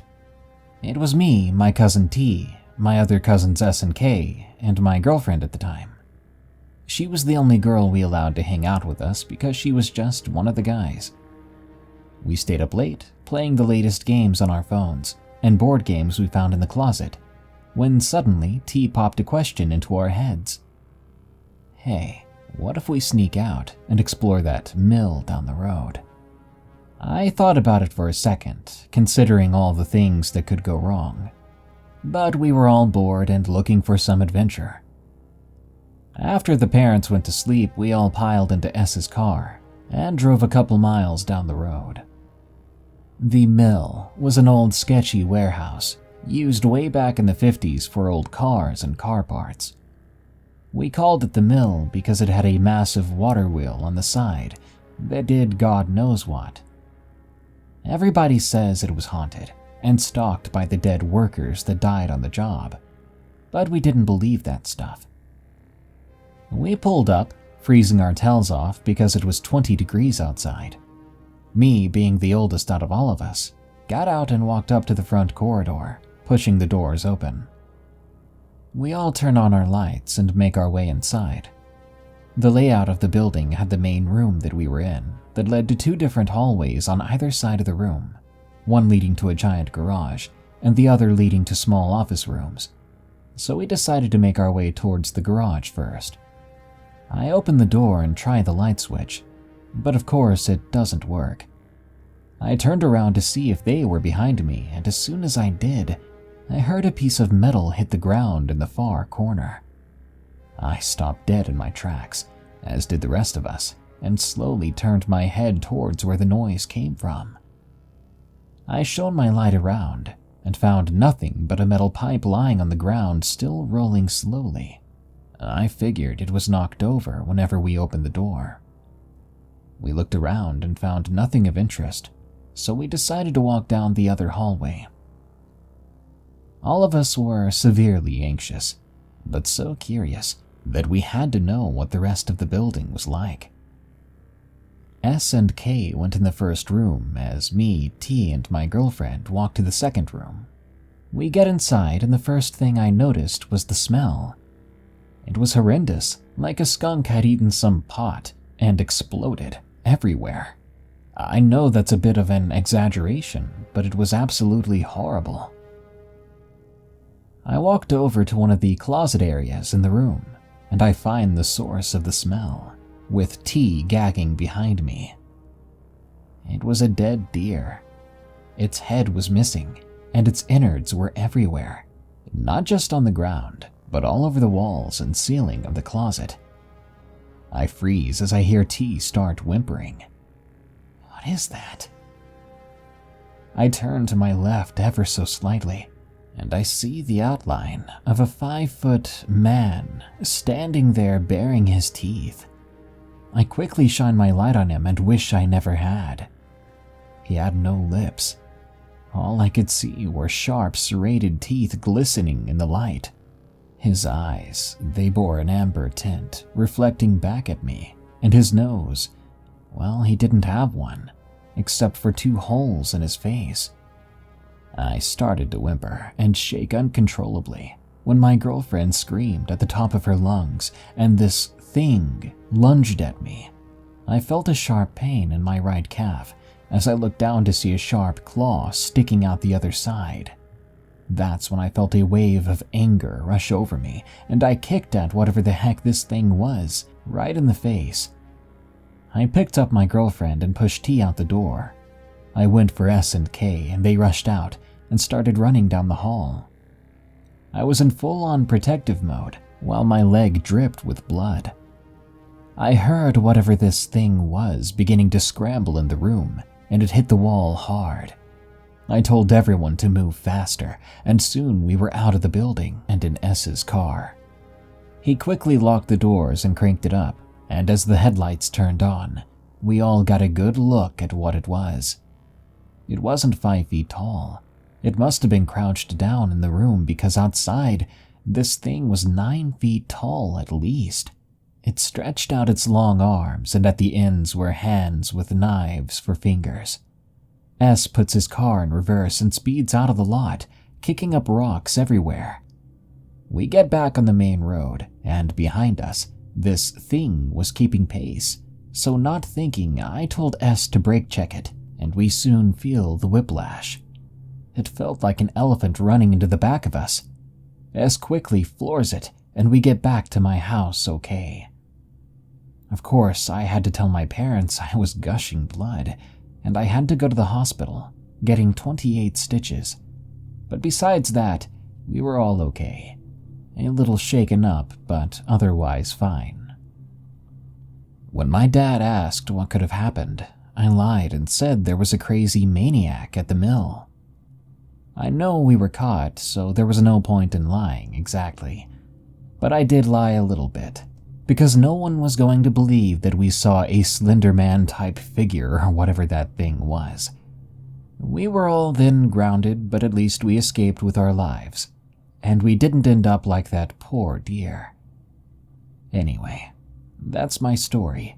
It was a horrifying experience that really changed the way I view nature, and that even though we think we know everything, we haven't even scratched the surface. Dancing in the Woods. From Lots of Turtles. La Ciudad Muerta, the City of the Dead. This was the local name for an abandoned village at the base of a small mountain range in my hometown in Mexico. It was a good mile away from where the paved roads turned to dirt, and next to impossible to access by car. No one in my family cared much to talk about it. When I was a kid, other school children would whisper about it on the playground. A story you'd hear often was that the devil lived there. Whenever darkness fell over the village, he would roam the streets, looking for unaware travelers to prey upon. Other tales involved zombies or demons occupying the town. And when the clock would strike midnight, they would leave their boarded-up shacks, living their lives and participating in a society just like our own. I remember one kid even telling me that a witch had cursed the village, causing all the people in it to shrivel up and die from old age in a matter of days, leaving it deserted and empty. When I would go tell my mother and father these tales, they would laugh, telling me that they were ridiculous. They said the village was only a temporary place where people who were mining in the mountains would gather, and when it became unprofitable, everyone occupying it left. That's what I believed for most of my young life. It made sense, and I never had any reason to question it. That's why I was very surprised when a good friend of many years, who we'll call Antonio, came up to me one evening, asking me if I'd ever visited that village. I said no, and asked why he was interested in an old mining town. He looked at me strangely, asking where I'd gotten the idea it was a mining town. According to him, it was once a village at around the time our town was developing, before it was abandoned without warning. He went on to tell me that it would be awesome to camp out and get drunk there.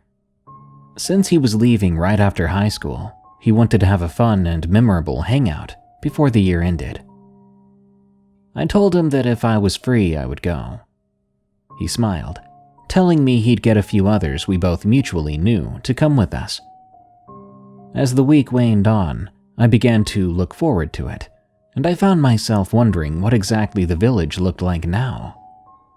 As you might expect, the memories of the stories I'd heard as a child popped up in my mind once again. They were easily dismissed, although I was now thinking about what exactly to expect. I supposed my parents must have told me it was a mining town just to get me to shut up about the stories I was hearing. Soon enough, the end of the week rolled around. I'd lied to my parents that I would be going to a sleepover at a friend's house, rather than tell them about our plans to visit the dead city. A few hours after school, we'd all gathered at a gas station near the north side of town. Antonio was coming out of the building holding a bag of snacks and drinks. Two people, who I'll refer to as Daniel and Maria, were with him. I recognized them both from a mutual class together. It was the middle of May, warm, with the sun pretty high up when we left. We were all carrying backpacks, mine being packed with only a sleeping bag and a little food. It soon became clear the others had brought different items when Daniel took off his bag, opening it and taking out a joint. I wasn't much of a smoker, declining it because I didn't like how it messed with my memory. The others passed it between themselves as we walked. The pathway up to the village was very strange. The road turned to dirt right away, and narrowed substantially. Only 50 feet in, it would be impossible for a car to traverse because of how tight it was. Forest surrounded the path on both sides, and though it was bright out, the dense trees still made it hard to tell exactly what was inside. We had fun talking amongst ourselves on our way up, and when I say up, I do mean up. As we got maybe a mile in, the hill sloped as it followed the guidelines of the mountains. The climb wasn't very steep, but it still added to the feeling of isolation. We arrived after maybe 45 minutes of traveling.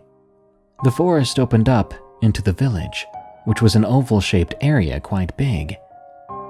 Just in front of us sat a very primitive and decrepit adobe home, low to the ground.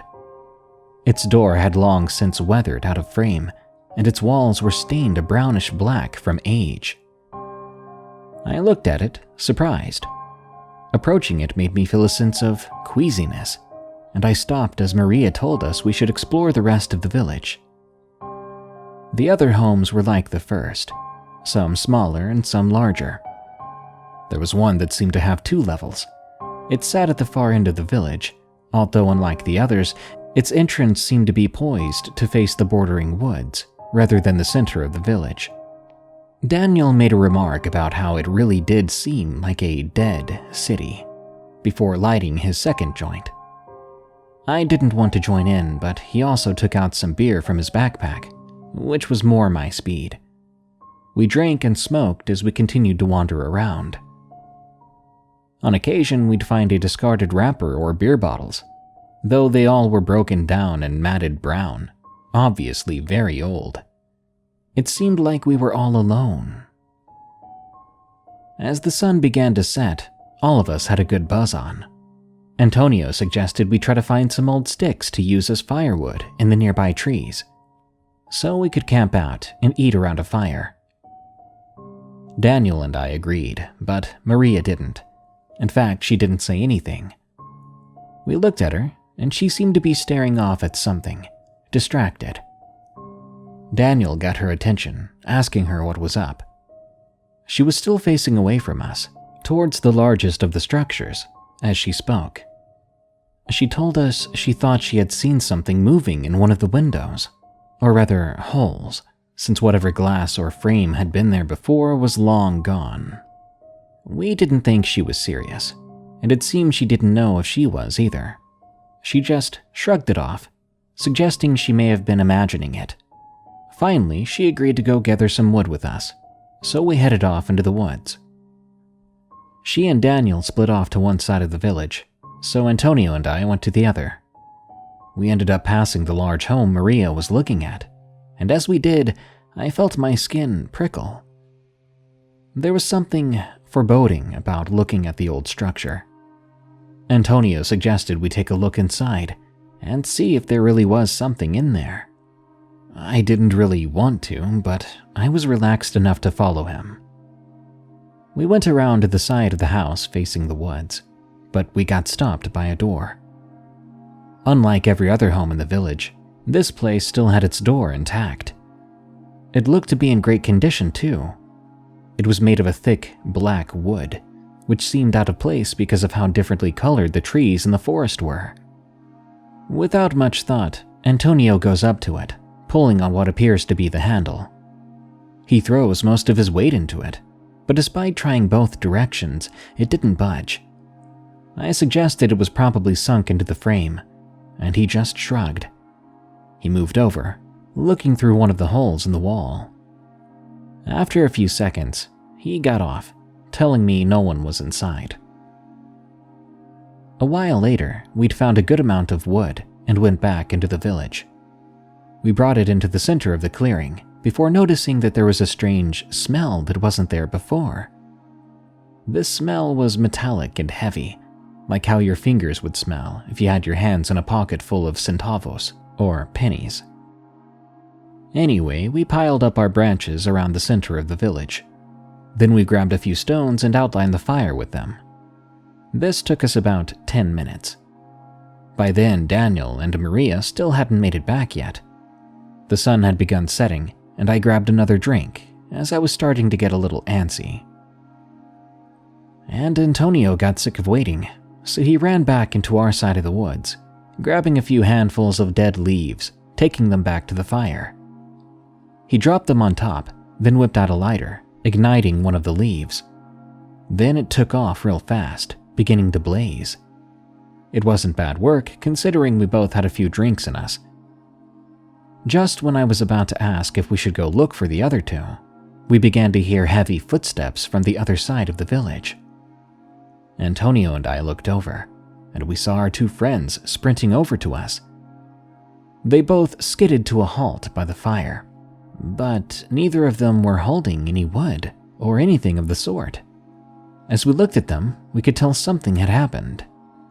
Maria's face was strained like she was crying, and Daniel's outfit was super dirty. He goes on to explain they were searching around for branches. When they thought they'd found enough, they were about to head back when they see someone standing in the middle of the woods. This person was between them and the village. They said whoever it was faced away from them. They called out, wondering if it was one of us. Daniel said that right as they called, the person turned around, but they still couldn't see anything. It was still pretty light out, but somehow the figure was totally dark. They could make out their clothes, but not the body.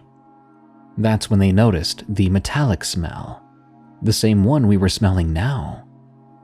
Then, without warning, the figure broke into a dead sprint running straight at them. So immediately they dropped their wood and run the other way, booking it away from the thing. Daniel said they ran a few minutes, and when they couldn't see the figure anymore, they circled back to the village. I looked at the both of them. It was obvious they were terrified. I was a little on edge too, and being surrounded by a village of old abandoned houses wasn't helping much. Antonio told everyone to chill out, saying it's probably someone messing with us. Then Maria said she wanted to leave right away, but Antonio replied that it would be dumb, because if we did leave right away, they would probably chase us through the woods on our way out. So we decided to stay. Maria was pretty angry about it and still wanted to leave, but for the most part, she was fine. We started to eat some of the food we brought along, cracking open a few more beers, just trying to relax. A few more hours passed, so it must have been close to midnight by then. That weird smell never got stronger, but it never really left either. We all fell asleep by the fire. We were all awakened by Maria screaming. We got up immediately and looked around. She was still in her sleeping bag, but she was as white as a sheet. She looked at me and everyone else before stammering that she had rolled over, opened her eyes, and saw that same black figure from before, standing right over her. She said the figure smiled at her with these pointy teeth and put its fingers to its lips, like it was telling her to be quiet. So all of us freaked out. We just watched her as she began packing her things, telling us that she was leaving right then, right there. Daniel and Antonio started to try to calm her down. I was about to do the same when I took a glance around the clearing. I took a breath, then realized something was different about the houses. I looked at them, trying to figure out what exactly it was. But then it hit me. There were lights at every house in the village now. I told this to the others, and they looked around, confused as I was. There was an old-style lantern sitting in the window cutouts of every darned house. We were all dumbstruck, wondering what was going on. A moment later, we heard the sounds of people behind us. We turned towards the path we came up on, and on either side of the woods, there were people, dozens of people in pairs. There were about 10 different pairs of men and women, the men holding lanterns, just like the ones in the windows. They were wearing charro suits, and the women were in China poblana, traditional Mexican clothes. Then they began to dance. They weren't speaking, just staring at each other as they danced. The only sound was coming from the shoes pressing on the branches and the leaves. It was almost hypnotic. We were all just staring and listening to the forest floor being stepped on, no idea what to do. Then Antonio shouted something at them. He asked them what the heck was going on. Then they all turned, cutting their movements and staring dead at him, before the lanterns just switched off. Right as that happened, all the ones in the houses behind us went off too. Our fire, now dwindling, was the only source of light remaining. Our group was quiet, wondering what we were supposed to do, when we heard a sound from the woods. We looked, and we could barely make out a black figure, just like the one they had seen before. It was skinny but tall, really darn tall, and it was taking these huge strides towards us. One of us screamed run, I'm not sure who, but we listened. We all booked it down the trail, leaving everything behind. I don't know how, but not one of us tripped on our way down, despite sprinting in the dead of night. We must have straight up ran for 15 minutes, using only a bit of moonlight to see where everybody was. When we finally hit the bottom of the hill, we chilled out, turning into more of a jog, then a walk as we neared pavement. Soon enough, we were back in town, my heart beating up into my throat and my lungs starved of air. That night, we all slept at Antonio's. We didn't touch on what happened. Instead, we all just fell asleep. When we woke up the next morning, Maria was already gone. Daniel, Antonio, and I ate, still totally avoiding discussion of the night before. Then Daniel left pretty soon after that. We had left all of our stuff up at that village. I told Antonio that, and he said we ought to go get it. He told me it'd be fine, since it was light out now. To be honest, I didn't understand how he was being so cool about it. But I decided to go with him, since I couldn't afford a new backpack, let alone a sleeping bag, anytime soon. We barely talked on the climb there, and once we made it, we were confused to see all of our stuff gone from where we'd left it. First, he suggested that an animal might have dragged it somewhere, but that didn't make sense because not one item was left behind at all. So we looked around the village a little bit. There was no evidence anything weird happened. Even that smell was gone. I remember passing by the tall house, the one that had that weird, out-of-place door that was facing the woods, before I noticed that door was gone. I called him over, and Antonio was surprised as I was. We go up and look inside, and sure enough, all of our stuff is there. We could make out the inside of the house, thanks to all the light streaming in through the window. All our bags and food and bottles were just sitting there, perfectly stacked against the wall. Antonio just shrugged at me, and so we packed it all up, only leaving our empties before we left. And we made it out just fine. We walked back to the town with all of our stuff intact, but I swear, as we were walking down the hill, I could just barely hear the rhythmic tapping and crunching of the dancing in the woods from the night before. Driving through the ghost town. From Project 32. I live a few minutes outside of town. My morning drive to work brings me through the hills and eventually to the convenience store I work 12-hour shifts at. I like the work, so no problem there. I'd been working there for 3 to 4 years when a friend of mine mentioned that the road I drive on to get there actually branches off at one point. If you take that branching road, you'll find a ghost town, he explained. Now, I love scary things, so this got my attention. My first question was why the town was abandoned. He said economical reasons, the work dried up and families moved elsewhere. According to him, though, there had been rumors for the last century that the people didn't just leave, they ran away. Supposedly, some folks believed the town to have been haunted by a demonic creature, which tormented the farmers and shop owners there. The townsfolk left steadily over the course of a decade as animals were killed. Parents soon began to fear for the lives of their children. Chills ran down my spine when I heard that. I had heard of ghost towns being abandoned due to lack of work or drought or things like that. But I'd never heard of a place where folks were basically chased out by a supernatural creature. Then again, this was over a century ago, I reminded myself. Any ideas I was having about going to see the place for myself, and possibly seeing this creature, quickly dried up.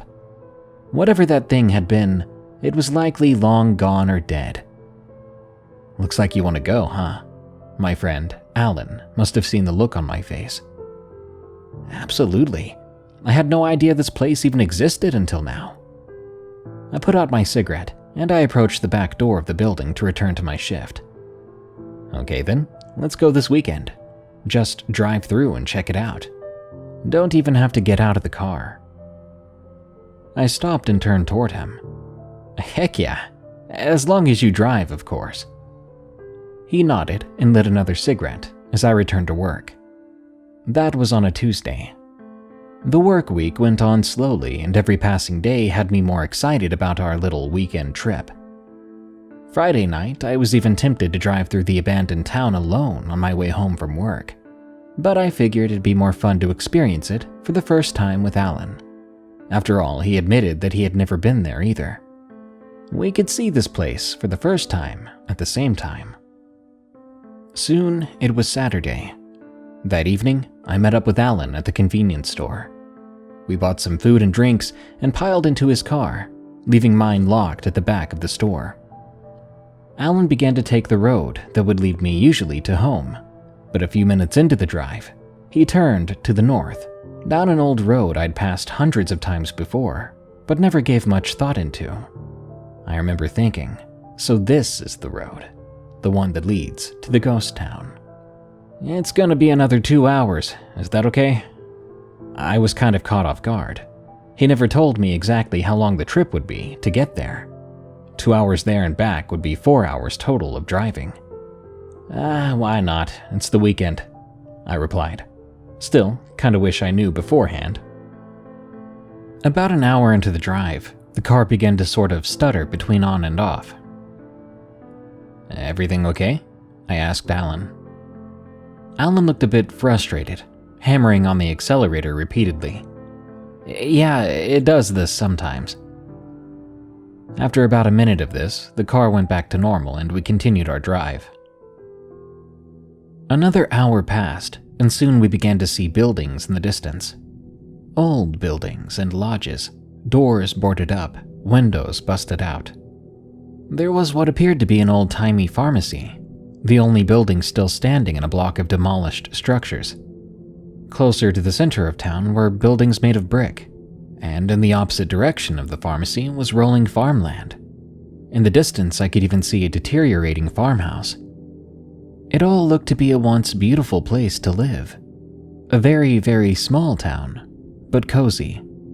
Hard to believe a place like this was only a couple of hours away from my drive to and from work. You weren't kidding, I said to Alan, staring out the window. Nope, he said, seemingly just as surprised as I was. He went on. But this place feels wrong. What do you mean? I don't know. Sort of gives me bad vibes. I didn't say anything to that, but I definitely felt it too. There was this sense of oppression coming down on us as we slowly drove through, occasionally slowing down to get longer, closer looks at different buildings. As we edged closer to the other end of town, I spotted what I thought was a church.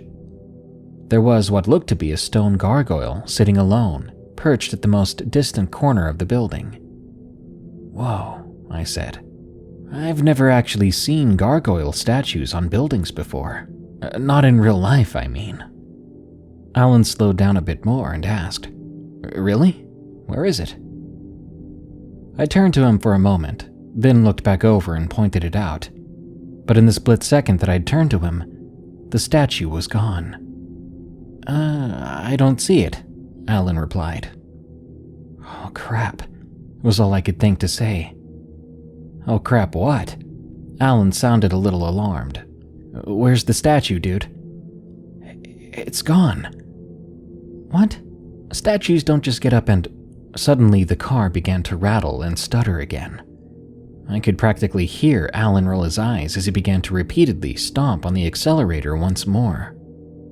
About 2 minutes later, the car shut off completely. Alan cursed out loud. No, Alan, this is the worst place your car could possibly break down. Give me a second. He began to turn the key in the ignition. The car could barely muster a growl before going quiet again. This happened about 5 times before Alan got out of the car. Where are you going? I called out. Before closing the door, he leaned his head in. Just need to check something. Well, be quick about it. This place is a little too creepy, even for me. He laughed. Gotcha. We had just passed the supposed church when the car died. I looked out the window and up at the roof of the building, waiting for Alan to be done with it. My eyes went wide. The gargoyle statue was there again, and I could have swore it was facing the other way last I saw it. Then, the thing I thought was a statue suddenly stood and crawled straight down the side of the building at an angle only a large spider should have been able to traverse. It took me a moment to remember how to breathe, but when it finally came back to me, I opened the door just enough to scream to Alan, "Get back in the car!" He ran back to the driver's door and leaned in. You okay? Why are you screaming like that? Get back in the car. We need to leave. There's something out there, Alan. Either trusting me or getting unnerved by the horror in my eyes, Alan listened. He sat back down in the seat, closed the door, and continued to try to get the car to start. What did you see? The gargoyle, it's not a statue. I swear to God, whatever it was crawled off the old church over there. Seriously? It wasn't a bird or a dog or something? He stopped for a moment and stared at me with wide eyes. Yes, I'm serious, and I don't think a dog could crawl straight down a wall like that. A few more tries at the ignition, and the car roared to life in the most beautiful way. I couldn't have been more relieved. I glanced back at the building, looking up and down for the statue-like creature, but I didn't see it. We continued to drive down the road to exit the town a little bit quicker. Thank God. This place is... Alan looked over at me and suddenly swallowed air. Then he slammed on the gas so hard I was thrown back into my seat. We raced down the road at dangerous speeds. Alan, what the heck are you doing? What was that about? I asked. He shook his head. He simply kept racing down the road for another half hour before finally letting up off the gas a bit. When he did finally speak, it had been quiet in the car for so long he startled me. Dude, I looked over at you and I swear to God I saw something in the tree by the road. It was about the size of a huge dog, but it didn't look anything like a bird or cat or bear or dog at all. I've never seen anything like it. Scared the heck out of me. I ain't going back there again, man. If you want to go back to that place, you'd better find a braver friend than me. Wait, you saw it too? What did it look like? Short, pointed ears, short stubby snout, bigger than me for sure. Thick hairless legs and wings. I definitely saw hairless wings. The description matched what I could make out when I saw that thing on the building, though I didn't see it up close like he did, so I had no idea it was mostly hairless or pug-nosed. When we made it back to the convenience store, our attitudes about the situation became a bit more excited. We ran inside, telling my coworkers the story of what we saw. One of them laughed and the other rolled his eyes, but both of them were asking to tag along on a future trip, something I surprisingly agreed to. Believe it or not, we've been back several other times, but we've never seen that creature again so far. I don't know why we got so lucky the first time, or maybe we were unlucky. Part of me wants to see it again, and another part of me wants nothing to do with that ghost town.